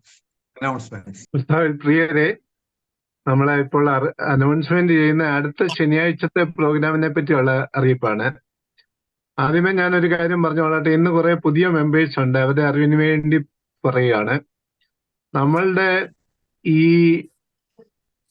വെബിനാറിന്റെ സൂം ലിങ്കും പാസ്വേഡും ID നമ്പറും എല്ലാം സ്ഥിരമായിട്ട് ഒന്ന് തന്നെയാണ്. അതുകൊണ്ട് ഇന്നിവിടെ പ്രവേശിച്ച ആൾക്കാർക്ക് ഇനിയുള്ള സാറ്റർഡേ രാത്രി 8:30 ഇതേ ലിങ്ക് ഉപയോഗിച്ച് ഇവിടെ പ്രവേശിക്കാവുന്നതാണ്. കാരണം നമ്മള് പുതിയതായിട്ട് വന്നവരൊക്കെ ഈ കൂടുതൽ പഠന വിഷയങ്ങളും കൂടുതൽ വിഷയങ്ങൾ പഠിക്കാൻ താല്പര്യപ്പെടുന്നവരുണ്ടാവും എന്ന് എനിക്കറിയാം. അതുകൊണ്ടാണ് ഞാൻ അത് പ്രത്യേകം പറയുന്നത്. അടുത്ത ശനിയാഴ്ചത്തെ പ്രഭാഷണം നടത്തുന്നത് അഡ്വക്കേറ്റ് കുരുവിള വർഗീസാണ്. കറക്റ്റ് ടോപ്പിക്ക് പിന്നെ ഞാൻ അറിയിക്കുന്നതാണ്. എന്നാൽ ഇതുപോലൊരു സാമൂഹിക വിഷയമായിരിക്കും. അഡ്വക്കേറ്റ് കുരുവിള വർഗീസ് തിരുവല്ല ബാറിലെ അഡ്വക്കേറ്റ് ആണ് അദ്ദേഹം അവതരിപ്പിക്കുന്നത്. തീർച്ചയായിട്ടും നല്ല ഒരു പ്രഭാഷണമായിരിക്കും. എല്ലാവരും അടുത്ത ശനിയാഴ്ച ഈ വെബിനാറിൽ പ്രവേശിക്കണമെന്ന് അഭ്യർത്ഥിക്കുന്നു. Thank you very much. നമ്മൾ ഓപ്പൺ ഫോറത്തിലേക്ക് പോകുന്നതിന് മുമ്പായിട്ട് എനിക്ക് തോന്നുന്നത് ഒരു ഡോക്ടർ എബ്രഹാം ജോർജ് വളരെ വിശദമായിട്ട് എനിക്ക് തോന്നുന്നൊരു ഗ്ലോബലൈസേഷൻ മുതൽ ഇൻഫർമേഷൻ ടെക്നോളജി മുതൽ എനിക്ക് ഏറ്റവും ഇഷ്ടപ്പെട്ട ചേഞ്ചസ് ഇൻ ദ വാല്യൂസ് എന്ന് അദ്ദേഹം പറഞ്ഞാണ്. ചേഞ്ചസ് ഇൻ ദ വാല്യൂ സിസ്റ്റമാണ് സോണി സാർ പറഞ്ഞ ഏറ്റവും ഇഷ്ടപ്പെട്ട്. Rich becoming richer and poor becoming poor. അതായത് അമേരിക്കയിലൊക്കെ 2008 ഉണ്ടായിട്ടുള്ള സാമ്പത്തിക മാന്ദ്യം അതെങ്ങനെയാണ് ഉണ്ടായത്? അത് ധനാർത്ഥി കൊണ്ടും ലാഭക്കുതി കൊണ്ടുമാണെന്ന് അദ്ദേഹം പറഞ്ഞത്. 100 300ഓളം ബാങ്കുകൾ ക്ലോസ്ഡ് ആയിട്ടുണ്ട്, അല്ലെങ്കിൽ മെർജ്ഡ് ആയിട്ടുണ്ട്. ഇപ്പോഴും ആ റിസഷൻ കോവിഡും ക്ലൈമറ്റ് ചേഞ്ചും ഇന്നിക്വാലിറ്റി വർദ്ധിപ്പിച്ചു എന്നാണ്. ഇനി ഏറ്റവും ഷോക്കിംഗ് ആയിട്ടുള്ളത് നമുക്ക് എല്ലാവർക്കും അറിയാവുന്ന കാര്യങ്ങൾ തന്നെ 1% ഓഫ് ദ വെൽത്ത് ഓക്യുപ്പൈ ചെയ്യുന്ന ആളുകൾ 99% ആളുകളുടെ വെൽത്തിന് ഈക്വലന്റ് ആയിട്ടുള്ള എമൗണ്ട് ആണ്. ഇപ്പൊ ഫോബ്സിന്റെ വെൽത്ത് ലിസ്റ്റിലുള്ളതിനകത്ത് 2,881 ബില്യണേഴ്സ് ആണെന്ന് പറയുന്നത്. അത് 3ാം സ്ഥാനം ഇന്ത്യക്ക് ആണെന്നുള്ളത് നമുക്ക് അതൊരു ആശ്വാസകരമാണോ എന്ന് അദ്ദേഹം ചോദിച്ചു. ഇന്ത്യയിലെ ബില്യണേഴ്സിന്റെ നമ്പർ കഴിഞ്ഞ വർഷം 31 നമ്പർ കൂടിയെന്നവർ. അപ്പൊ അവർക്ക് ഒരു സൂപ്പർ ടാക്സ് ഏർപ്പെടുത്തിയാൽ ഹെൽത്ത് ന്യൂട്രീഷൻ എല്ലാം കൂടെ കവറപ്പ് ചെയ്യാനുള്ള എമൗണ്ട് അവരിൽ നിന്നും ആ 1% ആളുകളിൽ നിന്നും ഈ ബില്യണേഴ്സിൽ നിന്ന് മാത്രം നമുക്ക് എടുക്കാവുന്നത്. അപ്പൊ സൂപ്പർ ടാക്സ് വരണം. അദ്ദേഹം പ്രോഗ്രസീവ് ടാക്സ് സിസ്റ്റത്തെ പറ്റിയൊക്കെ സംസാരിച്ചായിരുന്നു. നമ്മുടെ ഫോറക്സ് റിസർവ് വേണ്ടത് നമ്മൾ ഗോൾഡ് കൊണ്ടുവച്ച കഥകളും ഒക്കെ പറഞ്ഞു. നമ്മൾ അതുപോലെ തന്നെ നമ്മുടെ ഏറ്റവും രസകരമായിട്ട് എനിക്ക് തോന്നിയത് നമ്മുടെ ഹ്യൂമൻ ഡെവലപ്മെന്റ് ഇൻഡെക്സിന്റെ പാരാമീറ്റേഴ്സ് അനുസരിച്ച് നമ്മളിവിടെ പെർ ക്യാപിറ്റ ഇൻകം ഇന്ത്യയുമായിട്ട് കമ്പയർ ചെയ്യുമ്പോൾ China is 5 times ahead of us. അപ്പോൾ ചൈനയുടെ 20% നമ്മുടെ പെർ ക്യാപിറ്റ ഇൻകം ഉള്ളൂ. ഏറ്റവും ഷോക്കിംഗ് ന്യൂസ് ആണ് ശ്രീലങ്ക, ഭൂട്ടാൻ, ബംഗ്ലാദേശ് ഒക്കെ ഇന്ത്യയെക്കാളും വളരെ ഭേദപ്പെട്ട പെർ ക്യാപിറ്റ ഇൻകം ഉള്ള രാജ്യങ്ങൾ. നമ്മുടെ ഇവിടുത്തെ 27% ആളുകൾ ബിലോ പോവർട്ടി ലൈനാന്ന് പറഞ്ഞു. നീതി ആയോഗ് പറഞ്ഞ 50%. അവിടെയാണ് ഒരു ഡിസ്പാരിറ്റി എന്ന് പറയുന്നത്. ലൈഫ് എക്സ്പെക്ടൻസിയിൽ നമ്മൾ വളരെ കുറവാണ്. അസമത്വ basic necessities, services, health, education, sanitation ഒക്കെ നമുക്ക് വളരെ മോശമാണ്. അപ്പൊ ഒന്ന് inequality gap in education, 2 school drops ഔട്ടിനെ പറ്റി സംസാരിച്ചു. അപ്പൊ ദേശീയ വരുമാനം നമ്മുടെ ഹെൽത്തിന് വേണ്ടിയിട്ട് യൂട്ടിലൈസ് ചെയ്യുന്ന വളരെ മീഗർ എമൗണ്ട് ആണെന്ന് പറഞ്ഞു. ഹോസ്പിറ്റലൈസേഷനിലേക്ക് ഒരു പാവപ്പെട്ടവൻ ഹോസ്പിറ്റലൈസ്ഡ് ആയി പട്ടണത്തിൽ തിരുവല്ല ഹോസ്പിറ്റലിൽ പോയിട്ട് ഒരു 5 ദിവസം കിടക്കേണ്ടി വന്നാൽ ബുദ്ധിമുട്ടാവും. Leads to debt. ബാങ്കിൽ ദീർഘകാലം ജോലി ചെയ്യുമ്പോൾ എനിക്ക് മനസ്സിലായത് ആശുപത്രിയിൽ പോകുമ്പോൾ ആളില് ഭാര്യയുടെ കെട്ടുതാലി കുറച്ചുകൊണ്ട് ബാങ്കിലോട്ട് വരികയാണ്. അപ്പൊ ഇങ്ങനെ വളരെ കൃഷിയിൽ ഉപയോഗിക്കുന്ന 47% അഗ്രികൾച്ചറിലുണ്ട്. അതൊരു മെജോറിറ്റി ആളുകൾക്കും സ്വന്തമായിട്ട് വസ്തുക്കൾ ഇല്ലാത്തവരാണ്. ഒരാളുടെ ഇൻകത്തിൽ കൊണ്ടാണ്. അത് 5000 രൂപയാണ് ഒരു പ്രതിമാസം അവർക്ക് ലഭിക്കുന്ന വരുമാനം. 10000 രൂപയ്ക്കുള്ള വരുമാനമുള്ളവർ വളരെ കുറവ് 8% ആളുകളെ ഉള്ളവർ. അപ്പൊ സോഷ്യൽ ഇൻഇക്വാലിറ്റി, എക്കണോമിക് ഇൻഇക്വാലിറ്റിയും ജെൻഡർ ഇൻഇക്വാലിറ്റിയും ഒക്കെ ഉണ്ട്. ജെൻഡറിനകത്ത് 166 രാജ്യങ്ങളിൽ 108ാം സ്ഥാനമാണ് ഇന്ത്യക്ക്. നമ്മുടെ കൂടെ സ്ത്രീകൾക്ക് ഒരു മുൻഗണനയും കൊടുക്കുന്നില്ല. അപ്പൊ അണ്ടർ നറിഷ്മെന്റ്, ഗ്ലോബൽ ഹ്യൂമൻ ഇൻഡെക്സിനകത്ത് നമുക്ക് 125 രാജ്യങ്ങളിൽ 111ാം സ്ഥാനമേ ഉള്ളൂ. മുകേഷ് അംബാനിയുടെ പറ്റി അദ്ദേഹം യൂട്ടിലൈസ് ചെയ്ത വാക്ക് എനിക്ക് ഇഷ്ടപ്പെട്ടു. The most vulgar display of wealth. ആ ഘട്ടത്തിന് മുമ്പിൽ ഒരിക്കൽ പോയി നിൽക്കാൻ എനിക്ക് ഒരവസരം കിട്ടി. ബിൽ ഗേറ്റ്സും വാരൻ ബുഫയും ഒക്കെ അവരുടെ വെൽത്ത് ഷെയർ ചെയ്യുകയാണ്. അപ്പൊ ഗവൺമെന്റ് കുറച്ചുകൂടെ ബേസിക് എഡ്യൂക്കേഷൻ ഇമ്പോർട്ടൻസ് കൊടുക്കണം. ഈ ഡെമോഗ്രാഫി എന്ന് പറയുന്നത് 140 crores ഉണ്ടെങ്കിൽ 50%, 70 കോടി ആളുകൾ 25 വയസ്സിൽ താഴെയുള്ളവരാണ്. അത് നമ്മൾ അവർക്ക് പ്രോപ്പറായിട്ടുള്ള എഡ്യൂക്കേഷനും ഹെൽത്ത് കൊടുത്തില്ലെങ്കിൽ എന്താകും ഇഫക്റ്റ് എന്നായിരിക്കണം എനിക്ക് തോന്നുന്നത്. നമ്മുടെ ചർച്ചയിൽ അത് വരുമെന്ന് ഞാൻ പ്രതീക്ഷിക്കുന്നു. ഞാൻ എല്ലാത്തിലേക്കും പോകുന്നില്ല. ഈ tax evasion by the rich, എനിക്ക് സോണി സാർ കൺക്ലൂഡ് ചെയ്തപ്പോൾ അദ്ദേഹം പറഞ്ഞത് ഈ ഫോറം നമ്മളുടെ ഷെയറിങ് വെൽത്ത്, 2 ഉള്ളവൻ 1 ഇല്ലാത്തവന് കൊടുക്കണമെന്നാണ് പറഞ്ഞേക്കുന്നത്. അത് നമ്മുടെ വെൽത്ത് നമ്മളുമായിട്ട് ഷെയർ ചെയ്യുക, നമ്മളെക്കാളും കഴിവ് കുറഞ്ഞവർക്ക് കൊടുക്കുക. അപ്പൊ അതൊരു ഇൻവെസ്റ്റ്മെന്റ്, അതൊരു വിത്താണ്, വിത്ത് വിതയ്ക്കുന്നത് നമ്മുടെ തലമുറയ്ക്കുള്ള വിത്താണെന്ന് ഞാൻ വിശ്വസിക്കുന്നത്. ഇത്രയുമാണ് അദ്ദേഹം പറഞ്ഞത്. ഓപ്പൺ ഫോറം ആണ്. ഹാൻഡ് റൈസ് ചെയ്ത ആളുകൾക്ക് സംസാരിക്കാനായിട്ട് സമയമുണ്ട്. വളരെ ഷോർട്ടായിട്ട് സംസാരിക്കുക, brief to the point. Okay.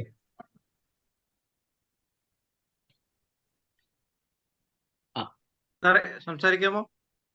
സംസാരിക്കാം സാർ. പേര് പറഞ്ഞ് സംസാരിച്ചു സാർ.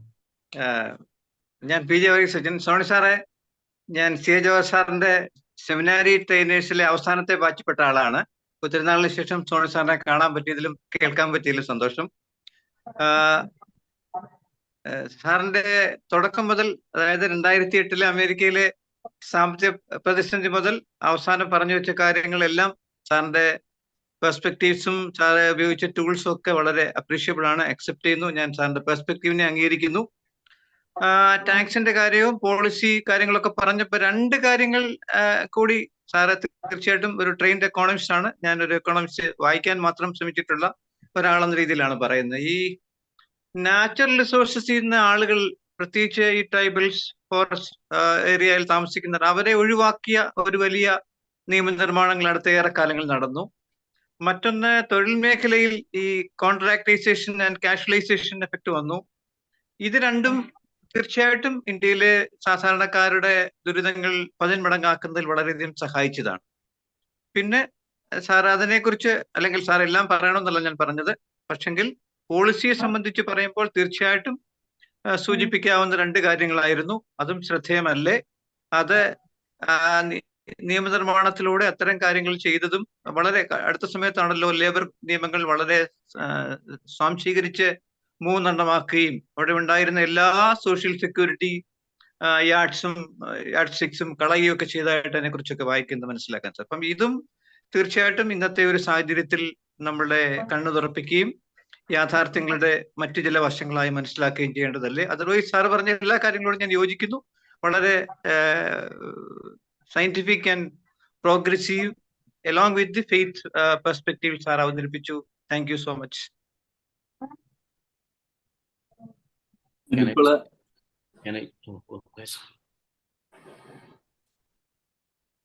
Thank you. ഞാൻ ഇതിന് ഇപ്പോൾ മറുപടി പറയണോ അതോ? നമ്മുടെ സിസ്റ്റം 1-to-1 മറുപടിയാണ്. സോണി സാർ പറഞ്ഞോളൂ. അത് ശരി. അച്ഛൻ പറഞ്ഞ രണ്ട് കാര്യങ്ങളും വളരെയധികം പ്രാധാന്യം അർഹിക്കുന്നതായിട്ടുള്ള കാര്യങ്ങളാണ്. അത് ഞാൻ എൻ്റെ പ്രസന്റേഷനിൽ ദൈർഘ്യം കുറയ്ക്കാൻ പല മേഖലകളിൽ പറയാൻ ആഗ്രഹിക്കുന്ന പലതും വിട്ടുപോയിട്ടുണ്ട്. തീർച്ചയായിട്ടും ക്ഷമിക്കുക. അത് ഒരു കാരണവശാലും അതിന്റെ പ്രാധാന്യം ഞാൻ കുറച്ച് കാണുന്നില്ല. ട്രൈബൽസിനെ അവരുടെ ലാൻഡിൽ നിന്ന് എവിക്റ്റ് ചെയ്യാനുള്ള ബിഗ് ഇൻഡസ്ട്രീസിന്റെ ശ്രമങ്ങളും ഗവൺമെന്റ് അവരുടെ ശ്രമങ്ങൾക്ക് സപ്പോർട്ട് കൊടുക്കുന്നതും നയങ്ങളും നിയമങ്ങളും ഒക്കെ അത് വലിയ വ്യവസായികൾക്ക് അനുകൂലമാക്കി മാറ്റുന്നതും ഒക്കെ നമ്മൾ പ്രതിഷേധിക്കേണ്ടതായിട്ടുള്ള കാര്യമാണ്. അതുപോലെ കാഷ്വലൈസേഷൻ നമ്മുടെ എല്ലാ മേഖലകളും. സാറിന്റെ വോയിസ് കട്ടാവുന്നുണ്ട്. എന്റെയോ? ഇല്ല, ഇവിടെ പ്രശ്നമില്ല. വിൽസൺ ഹാൻഡ് റൈസ് ചെയ്താൽ സോണി. അതല്ല, സാറിന്റെ വോയിസ് കേൾക്കാം. സാർ കണ്ടിന്യൂ ചെയ്തു. കാഷ്വലൈസേഷൻ ഇന്നത്തെ എല്ലാ ഗവൺമെന്റ് നയങ്ങളുടെ ഒരു മുഖമുദ്രയായിട്ട് മാറിക്കൊണ്ടിരിക്കുകയാണ്. അതുപോലെ ഫെമിനൈസേഷനും പല കാര്യങ്ങളിലും സ്ത്രീകളെ യാതൊരു സെക്യൂരിറ്റി ഓഫ് ജോബും ഇല്ലാതെ കാഷ്വൽ എംപ്ലോയ്മെന്റിൽ കൊണ്ടുവരികയും അനുവദനീയമായ സമയത്തിൽ അപ്പുറം അവരെ ജോലി എടുപ്പിക്കുകയൊക്കെ ചെയ്യുന്നത് വളരെ സാധാരണമായിട്ടാണ്. ഈ പ്രവണതകളൊന്നും ഒട്ടും ആരോഗ്യകരമായിട്ടുള്ള പ്രവണതകളല്ല. ഇത് ഇപ്പോൾ ഈ ട്രേഡ് യൂണിയനുകളും വളരെ ദുർബലമായിക്കൊണ്ടിരിക്കുകയാണ്. അതും ഇതിന്റെ ഒരു പ്രധാന കാരണമാണ്. ഈ കാഷ്വലൈസേഷന്റെ ഒരു പ്രധാന കാരണം ട്രേഡ് യൂണിയന്റെ പഴയ ബാർഗൈനിങ് പവർ നഷ്ടമായിക്കൊണ്ടിരിക്കുന്നു എന്നുള്ളതാണെന്നാണ് എനിക്ക് തോന്നുന്നത്. അച്ഛന്റെ കമന്റ്സിന് വളരെ നന്ദി. അത് രണ്ടും വളരെ വാലിഡ് ആയിട്ടുള്ള അഭിപ്രായങ്ങളാണ്. Thank you, sir. Thank you. So Matthew Isaac is from US. Okay. Yes. It was a very comprehensive presentation. It was excellent.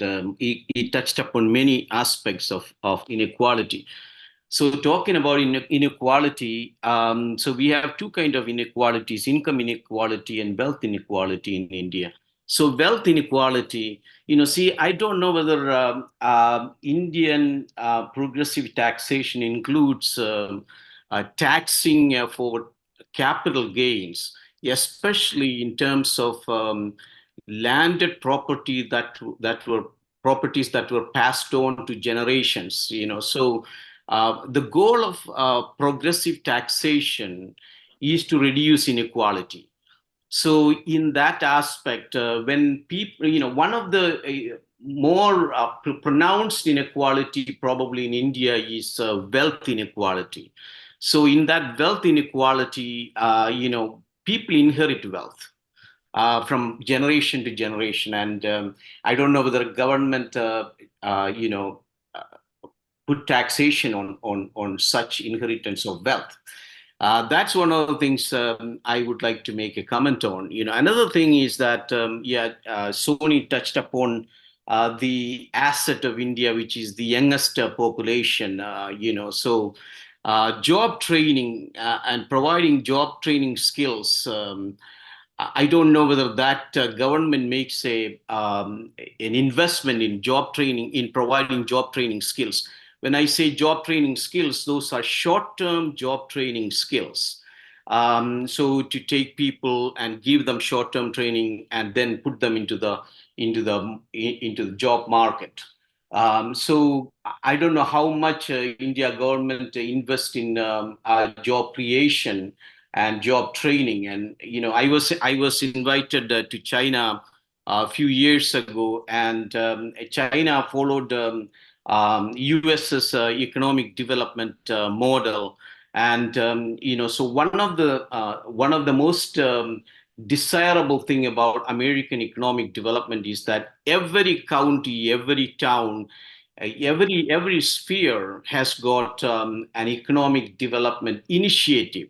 So I have not seen that in India. So when I went to China, they follow US model. So I realized that they also are doing that economic development at the local level, at the regional level, at the state level, at the federal level.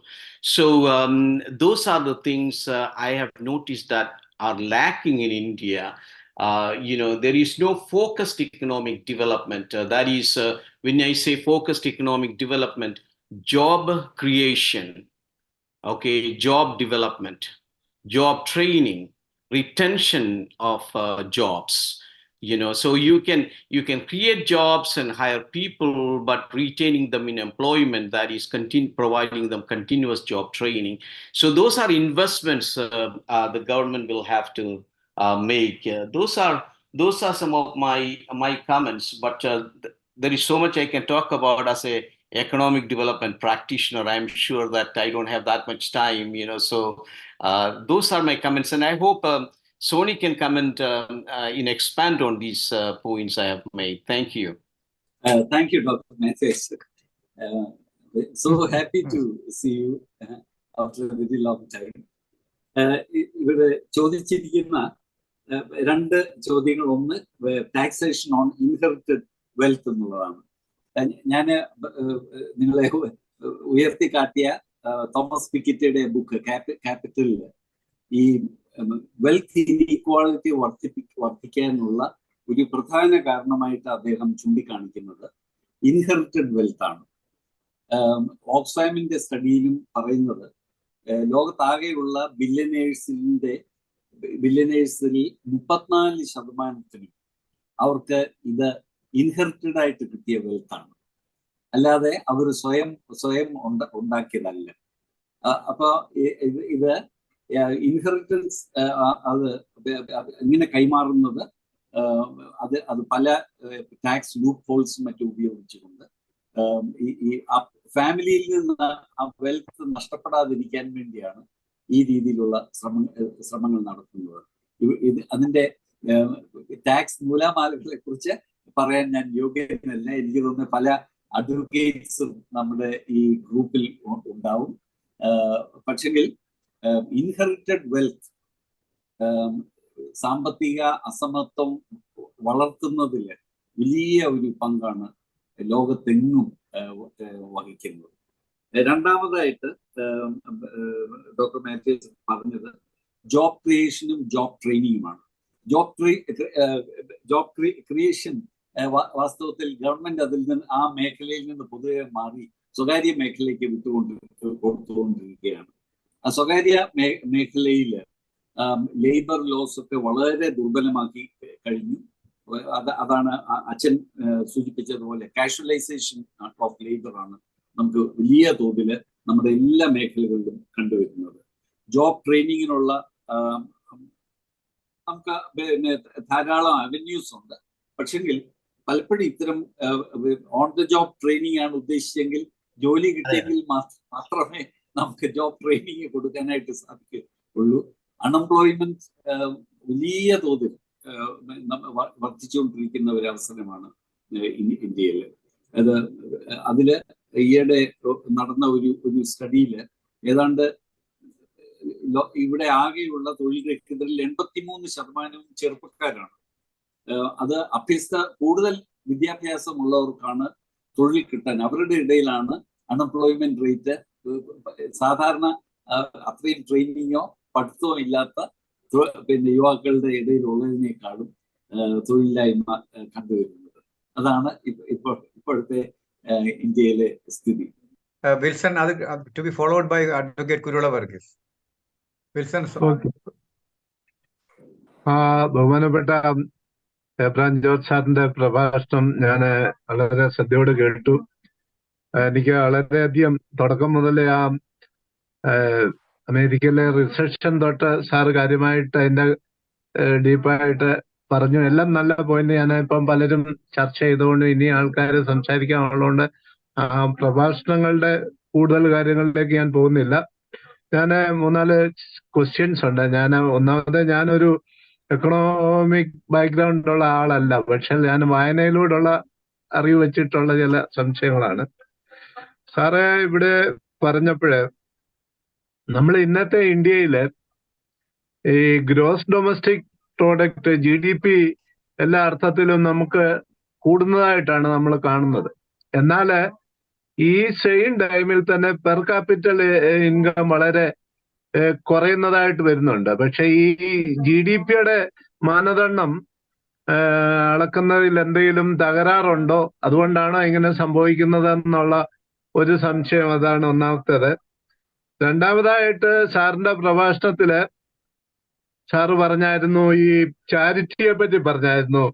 ഈ അസീം പ്രേംജിയും അല്ലെങ്കിൽ മൈക്രോസോഫ്റ്റിന്റെ bill ഗേറ്റ്സും ഒക്കെ charity ചെയ്യുന്നതായിട്ട് വളരെ പറഞ്ഞു. അപ്പോൾ മുകേഷ് അംബാനിയുടെ ധൂർത്തിനെ പറ്റി പറഞ്ഞു. തീർച്ചയായിട്ടും ധൂർത്ത് കാണിക്കുന്നവരെ ഇങ്ങനെ അത് ധൂർത്താന്ന് ഉയർത്തി കാണിക്കുകയും, അപ്പോൾ ഈ ചാരിറ്റിയുടെ കാര്യത്തിൽ ഒരു ചെറിയ സംശയമുള്ളതുകൊണ്ട്, അതായത് ഏത് മാർഗത്തിലും പണം സമ്പാദിക്കുകയും അല്ലെങ്കിൽ ജനങ്ങളെ പിഴിഞ്ഞെടുത്തിട്ട് അത് മറു സൈഡിൽ തങ്ങളുടെ പ്രോജക്റ്റിന് ചാരിറ്റി ചെയ്യുന്ന സംവിധാനം നല്ലതാണോ എന്നുള്ള ഒരു സംശയമുണ്ട്. പ്രത്യേകിച്ച് ഇങ്ങനെ ഇൻഡിവിജ്വലിന്റെ ഗ്രോത്തിന് ചാരിറ്റി അതിനോട് ചേർന്നുള്ള സംശയമാണ്.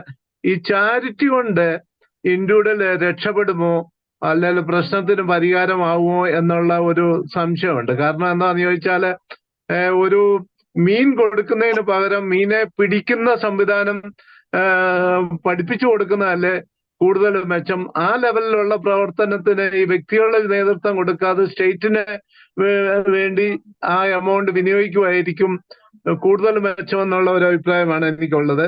പിന്നെ ഉള്ളത്, അതിൻ്റെ കൂടെ തന്നെ അടുത്ത ഒരു ചോദ്യം, ഈ സ്റ്റേറ്റിന്റെ ഈ UN സസ്റ്റൈനബിൾ ഡെവലപ്മെന്റ് ഗോൾസ് എന്ന് പറഞ്ഞുകൊണ്ട് 17 ഗോൾസ് വെച്ചിട്ടുണ്ട്.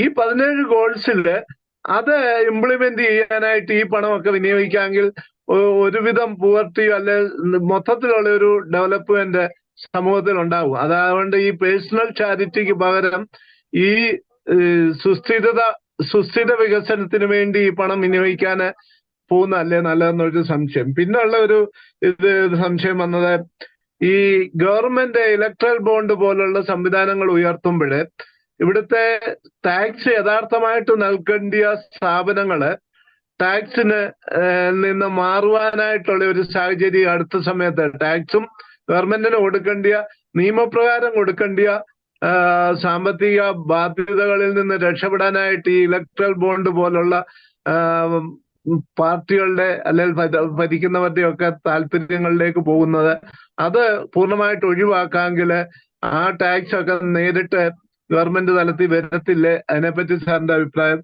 ഏറ്റവും ഒടുവില് സാർ മുമ്പേ ഒന്ന് സൂചിപ്പിച്ചു, ഞാൻ എഴുതി വെച്ചതുകൊണ്ട് ചോദിക്കുവാണ്, ഇന്ത്യയെ സംബന്ധിച്ച് ഇന്ത്യയിലെ മീഡിയ ടോട്ടലി സത്യസന്ധമായ വാർത്ത ഇടാൻ തയ്യാറാവുകയാണെങ്കിൽ ഇവിടെ കുറെ കൂടെ സാമ്പത്തികമായ സത്യസന്ധത ജനങ്ങൾ മനസ്സിലാക്കുകയും അതിന്റെ അടിസ്ഥാനത്തിൽ ഗവൺമെന്റ് പ്രവർത്തിക്കാനും കുറെ കൂടെ ഒരു സാമ്പത്തികമായ ഉയർച്ചയിലേക്ക് രാജ്യത്തിന് പോകാനും സാധിക്കുകയല്ലേ? അതുകൊണ്ട് മീഡിയയുടെ സത്യസന്ധത വളരെ അനിവാര്യമല്ലേ?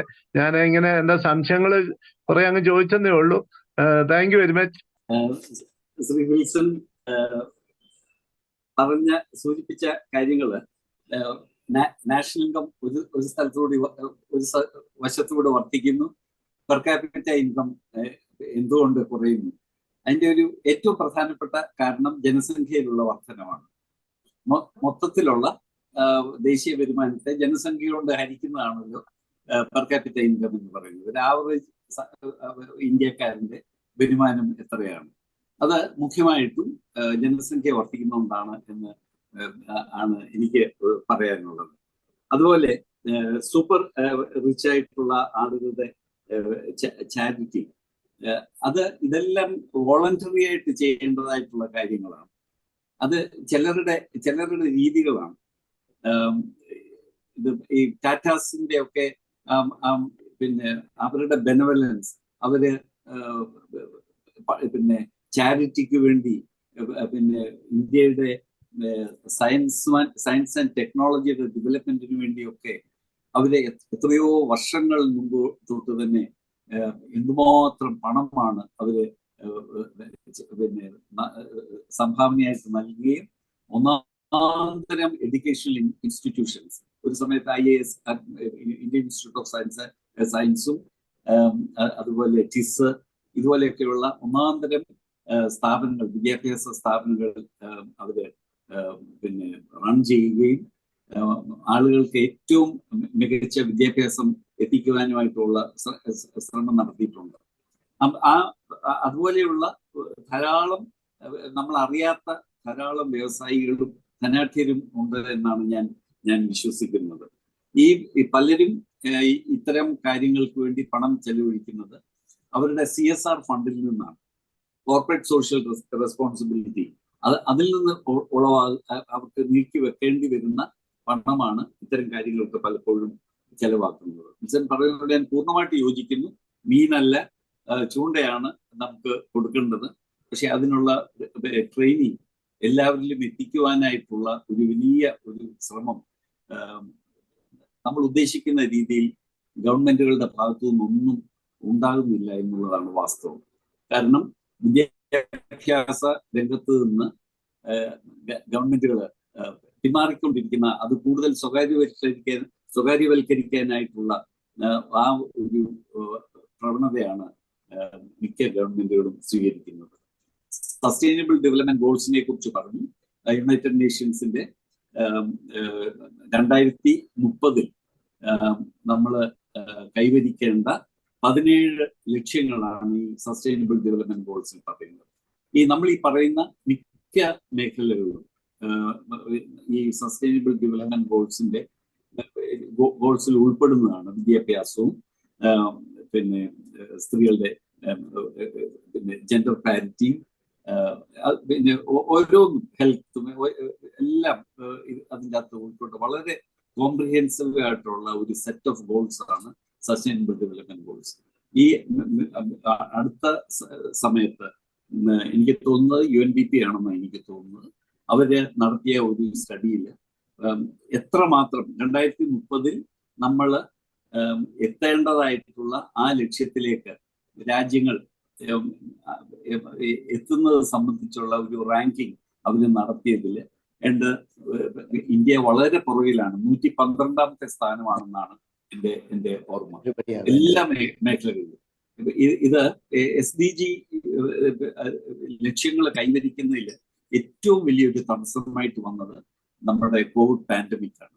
അത് എല്ലാത്തരം കാൽക്കുലേഷൻസിനെയും തകിടം മറിക്കുകയുണ്ടായി.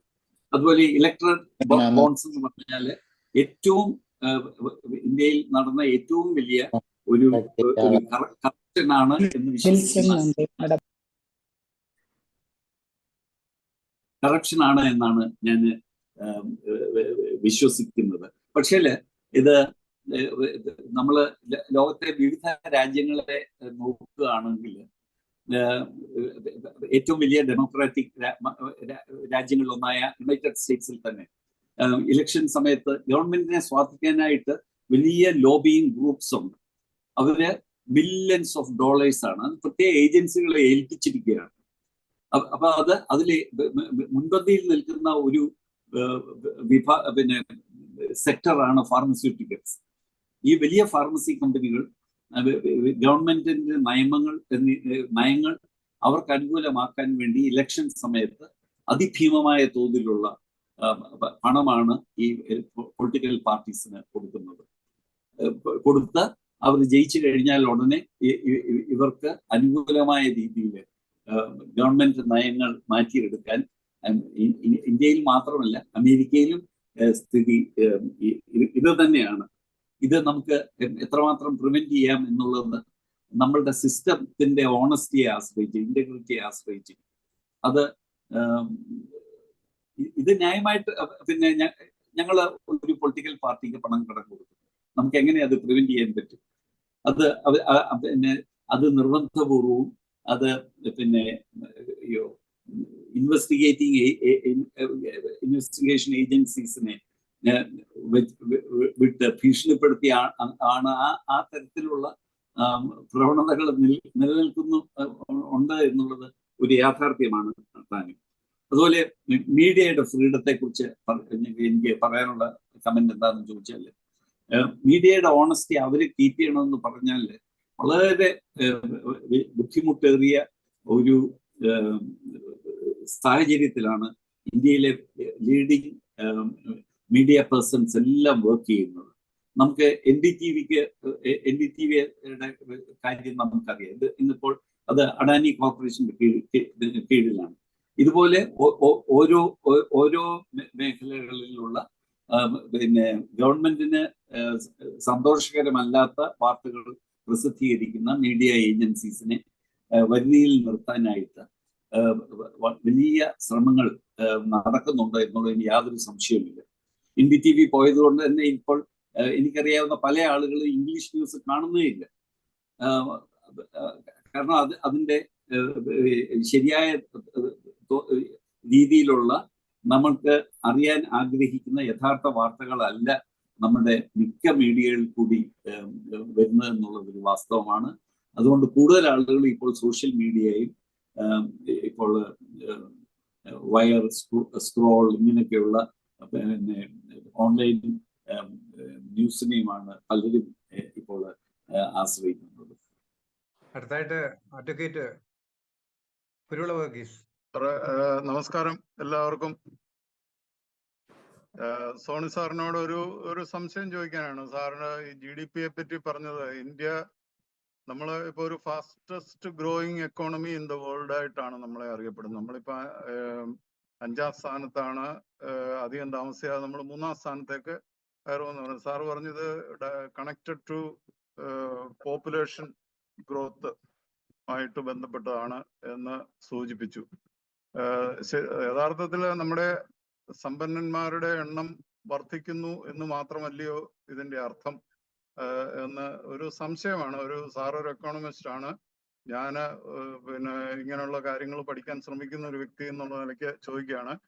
ഈ GDP ഉയർന്നു എന്ന് പറയുമ്പോൾ നമ്മുടെ സമ്പന്നന്മാരുടെ, നമ്മുടെ ടോട്ടൽ വെൽത്ത് കൂടി അത് 1 2 അല്ലെങ്കിൽ 10 20 വ്യക്തികളിൽ മാത്രമായിട്ട് കേന്ദ്രീകരിക്കപ്പെടുന്നു. ലോവർ ലെവലിലേക്ക് അത് പെർക്കലേറ്റ് ചെയ്യപ്പെടുന്നില്ല എന്നുള്ളത് മാത്രമല്ലയോ അതിന്റെ അർത്ഥം? അതായത് ഇന്ത്യയുടെ GDP ഗ്രോത്ത് ഉണ്ടായപ്പോൾ നമ്മുടെ നാട്ടിലെ ബില്യനേഴ്സിന്റെ എണ്ണം വർദ്ധിച്ചു എന്ന് മാത്രമാണ് ഞാൻ മനസ്സിലാക്കുന്നത്. താഴേക്കിടയിലുള്ള ആൾക്കാരിലേക്ക് അത് എത്തപ്പെട്ടില്ല. അവരുടെ ജീവിതം പഴയ പോലെ തന്നെ ദുരിതപൂർണമായി ഇപ്പോഴും തുടരുന്നു എന്നുള്ളത് മാത്രമാണ് ഞാൻ മനസ്സിലാക്കുന്നത്. അതൊന്ന്. രണ്ടാമത്തെ കാര്യം, നമ്മുടെ ഇന്ത്യയിലെ ഇൻഇക്വാളിറ്റി, പ്രത്യേകിച്ച് എക്കണോമിക് ഇൻഇക്വാളിറ്റി വർദ്ധിക്കുന്നതിൽ നമ്മളുടെ GST സംവിധാനം എത്രമാത്രം അതിന് കാരണമായി തീർന്നു എന്നുകൂടെ സാറൊന്ന് വിശദമാക്കിയാൽ കൊള്ളാം. കാരണം നമ്മുടെ ഡയറക്റ്റ് ഇൻഡയറക്റ്റ് ടാക്സേഷൻ പോളിസിയിൽ നമ്മൾ ഈ താഴേക്കിടയിലുള്ള ആൾക്കാര് ഒരേ സാധനത്തിന് GSTക്ക് മുമ്പും പിമ്പും വളരെ വ്യത്യസ്തമായിട്ടുള്ള പ്രൈസ് കൊടുത്തുകൊണ്ടിരിക്കുകയാണ്. അവരുടെ ജീവിത ചെലവുകൾ വർദ്ധിക്കുന്നതിനത് ഭീകരമായ രീതിയിൽ വർധന ഉണ്ടാക്കി എന്നുള്ളതാണ് ഞാൻ മനസ്സിലാക്കുന്നത്. എൻ്റെ അണ്ടർസ്റ്റാൻഡിങ് ശരിയാണോ ഇല്ലയോ എന്നുള്ളത് സാറൊന്ന് വ്യക്തമാക്കിയാൽ നന്നായിരിക്കും. GST എത്രമാത്രം നമ്മളുടെ ഇൻഇക്വാളിറ്റിയുടെ ഗ്യാപ്പ് വർദ്ധിപ്പിക്കുന്നതിൽ കാരണമായി തീർന്നിട്ടുണ്ട്. ഇപ്പൊ സമയം അതിക്രമിച്ചതുകൊണ്ട് ഞാൻ ഈ ചോദ്യത്തിൽ നിന്ന് സ്കിപ്പ് ചെയ്തതാണ്. പിന്നെ വിൽസൺ സാർ എൻ്റെ പേര് പറഞ്ഞത് കൊണ്ട് മാത്രം ഞാൻ ഇത്രയും ചോദിച്ചാണ്. Thank you so much. And it was a wonderful experience participating in this discussion. Thank you, എനിക്ക് വാസ്തവത്തിൽ ആദ്യത്തെ ചോദ്യം അത്ര വ്യക്തമായി മനസ്സിലായില്ല. GDP വർദ്ധിക്കുന്ന അവസരത്തിൽ ബില്യനേഴ്സിന്റെ എണ്ണം കൂടുന്നതിന്റെ അർത്ഥം എന്താണെന്ന് ചോദിച്ചാൽ, നമ്മൾ പുതുതായിട്ട് സൃഷ്ടിക്കുന്ന വെൽത്തിന്റെ അതിന്റെ സിംഹഭാഗവും ഈ ബില്യനേഴ്സിന്, അതിസമ്പന്നരായിട്ടുള്ള ആളുകളുടെ കയ്യിലോട്ടാണ് പോകുന്നത് എന്നുള്ളതാണ്. അതാണ് എനിക്ക് തോന്നുന്നത് എൻ്റെ പ്രസന്റേഷനിലും ഞാൻ പറയാൻ ഉദ്ദേശിച്ചത്. അതാണ് അത്. സാധാരണ ജനങ്ങളിലേക്ക് അവരുടെ ജീവിത നിലവാരം മെച്ചപ്പെടുത്താനായിട്ട് അത് അത് ലഭിക്കുന്നില്ല. അതാണ് ഞാൻ പറയാൻ ഉദ്ദേശിച്ചത്. GST സംബന്ധിച്ച് ഞാൻ എനിക്ക് തോന്നുന്ന അഡ്വക്കേറ്റ് കുരുളാവോഗീസ് ആയിരിക്കും ഒരു ബെറ്റർ പേഴ്സൺ അതിനെ സംബന്ധിച്ച് പറയാൻ. ഞാൻ ടാക്സ് സംബന്ധിച്ചുള്ള കാര്യങ്ങളിൽ ഞാനൊരു പിന്നെ അത് ആധികാരികമായിട്ട് പറയാവുന്ന ഒരാളേ അല്ല. GST ഇനീക്വാളിറ്റിയുമായിട്ട് ബന്ധമുണ്ടോ എന്നുള്ളത് എനിക്ക് അറിയത്തില്ല. എനിക്ക് സംശയമുണ്ട് അതിനെ സംബന്ധിച്ച്. അത് തമ്മിൽ നേരിട്ട് എന്തെങ്കിലും ബന്ധമുണ്ടെന്നുള്ളത്.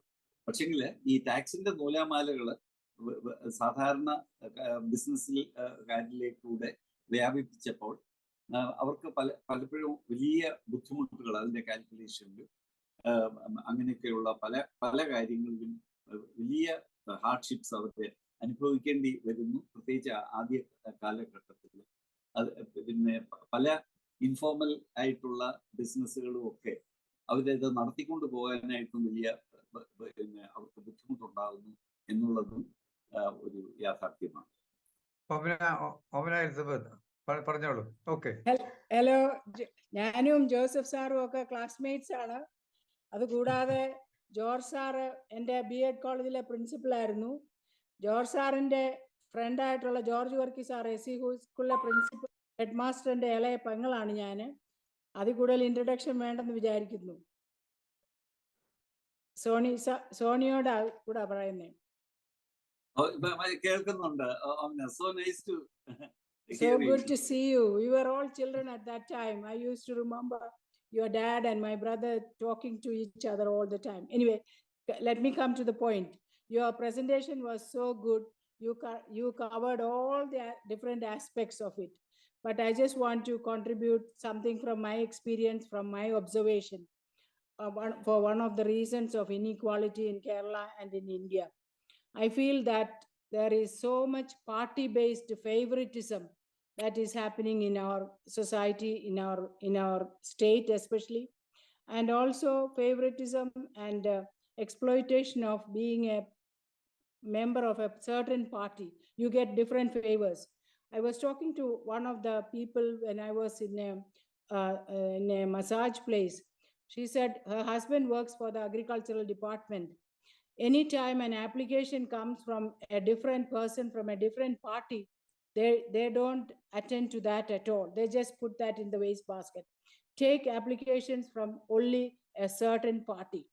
And that is destroying our society. People who deserve to be considered for favors are not getting that. Or admission aanengilum, or jolikkanengilum, evide chennalum, it matters who your connections are or which party you belong to. So that nepotism, that party-based favoritism, that must all stop, I feel, for if we want equality to come to Kerala or to India. I also feel that our church can contribute a lot. You know, our church should become an example where everyone is given equal opportunities and equal chance. So if we can do such practical things, then we can change the situation a little bit, at least in my view. And I hope that that will happen so that everyone in Kerala gets the same treatment wherever they go. പഞ്ചായത്തിൽ ഒരു application കൊണ്ട് ചെന്നാലും അവിടെയും ചോദിക്കും ഏത് പാർട്ടിക്കാരനാണ്, what are your contacts. So people are really stuck and they are so unhappy about all these things. So that should come to an end, I feel. Thank you. Sorry, sir. Thank you. അത് ഒരു observation അല്ലേ? That's it. Now for vote of thanks, Advocate Roy Philip. ഏറ്റവും ബഹുമാനായ moderator Joseph Chacko sir, ഇന്ന് ഈ വിഷയം present ചെയ്ത Abraham George sir, ഈ സെമിനാറിൽ പങ്കെടുക്കുന്ന പ്രിയമുള്ള സഹോദരി സഹോദരന്മാരെ, ലൈറ്റഡ് ടു ലൈറ്റൺ സ്റ്റഡി ഫോറത്തിന്റെ നേതൃത്വത്തിലുള്ള 196ാമത് വെബിനാറാണ് ഇവിടെ അവസാനിക്കുവാനായി പോകുന്നത്. ഏറ്റവും സംഗതമായ വിഷയം സംബന്ധിച്ച് ഗൗരവമായ ഒരു പഠനമായിരുന്നു ഇവിടെ നടന്നത് എന്ന കാര്യത്തിൽ യാതൊരു സംശയവുമില്ല. നമ്മുടെ രാജ്യത്തെക്കുറിച്ചും രാജ്യത്തിന്റെ സാമ്പത്തിക സ്ഥിതികളെക്കുറിച്ചും അവിടെ പിന്തുടർന്നു വരുന്ന സാമ്പത്തിക നയ സമീപനങ്ങളെക്കുറിച്ചുമൊക്കെ ചിന്തിക്കേണ്ടത് ഈ കാലഘട്ടത്തിന്റെ ഏറ്റവും അടിയന്തരമായ ആവശ്യമാണ് എന്ന കാര്യത്തിൽ യാതൊരു സംശയവുമില്ല. വർദ്ധിച്ചു വരുന്നതായ അസമത്വം ഇല്ലാതാക്കുന്നതിന്, അതുപോലെ തന്നെ മുതലാളിത്ത വികസനത്തിന്റെ പാതയിൽ മുന്നോട്ട് പോകുമ്പോൾ അവിടെ ക്ഷേമരാഷ്ട്രത്തിൽ അധിഷ്ഠിതവും അതുപോലെ തന്നെ നീതിയുക്തമായ വിതരണത്തിൽ അധിഷ്ഠിതവുമായ ഒരു സാമ്പത്തിക ക്രമം ഉണ്ടാവേണ്ടത് ഏറ്റവും അനിവാര്യമാണ്. മൂല്യവത്തായ സാമ്പത്തിക വികസനത്തെക്കുറിച്ച് ഗൗരവമായി നാം ചിന്തിക്കേണ്ട ഒരു കാലഘട്ടത്തിലൂടെയാണ് കടന്നു പോകുന്നത് എന്നാണ് ഇന്നത്തെ നമ്മുടെ സെമിനാർ നമ്മെ ഓർമ്മിപ്പിക്കുന്നത്. ബഹുമാനപ്പെട്ട എബ്രഹാം ജോർജ് സാർ ഇന്ന് നമുക്ക് ലഭിക്കാവുന്ന ഈ വിഷയം കൈകാര്യം ചെയ്യുന്നതിൽ ഏറ്റവും സമർത്ഥനാണ് എന്ന് അദ്ദേഹത്തിന്റെ പ്രഭാഷണത്തിലൂടെ തന്നെ നമുക്ക് മനസ്സിലായി. അദ്ദേഹത്തെ പോലെയുള്ള തനതത്വ ശാസ്ത്രജ്ഞന്മാർ നമ്മുടെ കൂട്ടത്തിൽ ഉണ്ടാവുന്നു എന്നത് ഏറ്റവും ആശാവഹമായ കാര്യമാണ്. ഇതുപോലെയുള്ള പ്രഭാഷണങ്ങൾ നമുക്ക് കൂടുതൽ നൽകുവാൻ അദ്ദേഹത്തിന് കഴിയട്ടെ എന്ന് ഞാൻ ആശംസിക്കുന്നു. ഇന്ന് മനോഹരമായ ഈ സെമിനാർ പേപ്പർ പ്രസന്റേഷൻ നടത്തിയ ബഹുമാനപ്പെട്ട എബ്രഹാം ജോർജ് സാറിനോട് light to light and study ഫോറത്തിന്റെ പേരിലുള്ള ഏറ്റവും ഹൃദയം നിറഞ്ഞ നന്ദി ഞാൻ ഈ അവസരത്തിൽ അറിയിച്ചുകൊള്ളുന്നു. ഇന്ന് മോഡറേറ്ററായി സേവനമനുഷ്ഠിച്ചത് ബഹുമാനപ്പെട്ട ജോസഫ് ചാക്കോ സാറാണ്. അദ്ദേഹം വളരെ മോട്ടിവേഷൻ ക്ലാസ്സുകളൊക്കെ നമുക്ക് എടുത്തിട്ടുണ്ട്. തീർച്ചയായിട്ടും നമുക്ക് എല്ലാവർക്കും പരിചിതനാണ് ബഹുമാനപ്പെട്ട ജോസഫ് ചാക്കോ സാറ്. അദ്ദേഹം ഈ അവതരിപ്പിക്കപ്പെട്ട വിഷയത്തെ വളരെ സമ്മറൈസ് ചെയ്ത് നമ്മളോട് വീണ്ടും ഓർമ്മിപ്പിക്കുകയുണ്ടായി. ബഹുമാനപ്പെട്ട സാറിന്റെ നേതൃത്വം ഇന്ന് നമുക്ക് മുതൽക്കൂട്ടായിരുന്നു എന്ന കാര്യത്തിൽ യാതൊരു സംശയവുമില്ല. ബഹുമാനപ്പെട്ട ജോസഫ് ചാക്കോ സാറിനോടുള്ളതായ നന്ദിയും ഈ സമയത്ത് അറിയിച്ചുകൊള്ളുന്നു. അതുപോലെ തന്നെ ഇന്ന് പ്രാർത്ഥനയ്ക്ക് നേതൃത്വം നൽകിയ പ്രാരംഭ പ്രാർത്ഥനയ്ക്ക് നേതൃത്വം നൽകിയ ശാന്ത ജോർജ് കൊച്ചമ്മയോടും സമാപന പ്രാർത്ഥനയ്ക്ക് നേതൃത്വം നൽകുന്ന ശ്രീ ബെന്നി തോമസ് അവர்களോടുമുള്ള ഏറ്റവും ഹൃദയം നിറഞ്ഞ നന്ദി അറിയിച്ചുകൊള്ളുന്നു. ഈ സൂം പ്ലാറ്റ്ഫോം നമുക്ക് ഒരുക്കി തന്നത് നെരൂൽ ഇടവകയിലെ ജോസ് മാത്യു സാറാണ്. നമുക്ക് ഈ കാലം അത്രയും 196 ലൈവ് വെബിനാറുകൾ അവതരിപ്പിക്കാൻ തക്കവണ്ണമുള്ള എല്ലാ സഹായ സഹകരണവും നൽകിക്കൊണ്ടിരിക്കുന്ന ബഹുമാനപ്പെട്ട ജോസ് മാത്യു സാറിനോടുള്ള നന്ദിയും അറിയിച്ചുകൊള്ളുന്നു. ഈ പരിപാടികളുടെ എല്ലാം ചുക്കാൻ പിടിക്കുന്ന, അതിനെല്ലാം നേതൃത്വം നൽകിക്കൊണ്ടിരിക്കുന്നത് ബഹുമാനപ്പെട്ട വിൽസൺ കരിമ്പന്നൂർ സാറാണ്. ഈ ലൈറ്റ് സ്റ്റഡി ഫോറത്തിന്റെ അഡ്മിന്മാരിൽ ഏറ്റവും പ്രധാനിയായി ഇതിനെല്ലാം കോർഡിനേറ്റ് ചെയ്തുകൊണ്ട് ഈ പ്രവർത്തനങ്ങൾക്ക് സജീവ സാന്നിധ്യമായി നിൽക്കുന്ന ബഹുമാനപ്പെട്ട വിൽസൺ കരിമ്പന്നൂർ സാറിനോടുള്ള നന്ദിയും അറിയിച്ചുകൊള്ളുന്നു. ഇന്ന് ഈ സെമിനാറിൽ പുതിയതായി പങ്കെടുത്ത ധാരാളം ആളുകളുണ്ട്, വൈദിക ശ്രേഷ്ഠരുണ്ട്, പുതിയ ധാരാളം അംഗങ്ങൾ ഇന്ന് പങ്കെടുക്കുകയുണ്ടായി. എല്ലാവരോടും ഉള്ളതായ നന്ദി അറിയിക്കുന്നു. ഇത്തരത്തിലുള്ള ചർച്ചാ ഫോറങ്ങൾ നമ്മുടെ ചിന്തയെയും നമ്മുടെ ബോധത്തെയും ഉയർത്തുവാനും ഉണർത്തുവാനും ഇടയാക്കട്ടെ. തുടർന്നും നമുക്ക് ഈ വേദിയിൽ ഒന്നിച്ചു വരാം. അതിനായി ദൈവം നമ്മളെ അനുഗ്രഹിക്കട്ടെ എന്ന് പ്രാർത്ഥിച്ചുകൊണ്ട് ആശംസിച്ചുകൊണ്ട് ഏവർക്കും ഒരിക്കൽ കൂടി നന്ദി അറിയിച്ചുകൊണ്ട് ഞാൻ എൻ്റെ വാക്കുകൾ ഉപസംഹരിക്കുന്നു. നന്ദി, നമസ്കാരം. റോയ് ഫിലിപ്പിന് നന്ദി. പ്രാർത്ഥനയ്ക്കായിട്ട് ബെന്നി തോമസ്, ബഹുമാനപ്പെട്ട രാജു അഞ്ചേരി അച്ഛന് ആശീർവദിക്കും. പ്രാർത്ഥിക്കാം. സ്നേഹവാനായ ദൈവമേ, സ്വർഗസ്ഥ പരപിതാവേ, പതുപോലെ കർത്താവെ, ഈ ശനിയാഴ്ചയും വൈകുന്നേരം light to light and Mar Thoma study ഫോറമായിട്ട് കർത്താവെ കൂടിയിരുവാൻ ദൈവം തന്ന വലിയ കൃപയെ ഓർത്ത് ദൈവത്തെ സ്തുതിക്കുന്നു, സ്തോത്രം ചെയ്യുന്നു. കഴിഞ്ഞ നാളുകളിലൊക്കെയും കർത്താവ് ഈ ഫോറത്തിന് തന്ന എല്ലാ അനുഗ്രഹങ്ങൾക്കായും ദൈവത്തിന് സ്തോത്രം.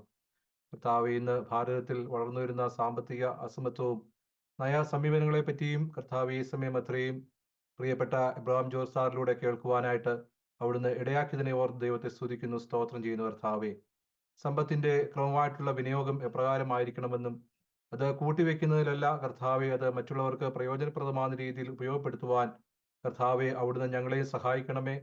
കർത്താവെ എന്നൊക്കെ നേതൃത്വം കൊടുക്കുന്ന ഭരണാധികാരികളെയും ഓർത്ത് പ്രാർത്ഥിക്കുന്നു. കർത്താവെ ഈ സമ്പത്ത് യഥാർത്ഥമായി അത് അർഹിക്കുന്നവരുടെ അടുക്കിലെത്തുവാനും കർത്താവെ അവരതിന്റെ നന്മ അനുഭവിക്കുവാനും അവിടുന്ന് ഇടയാക്കണമേ.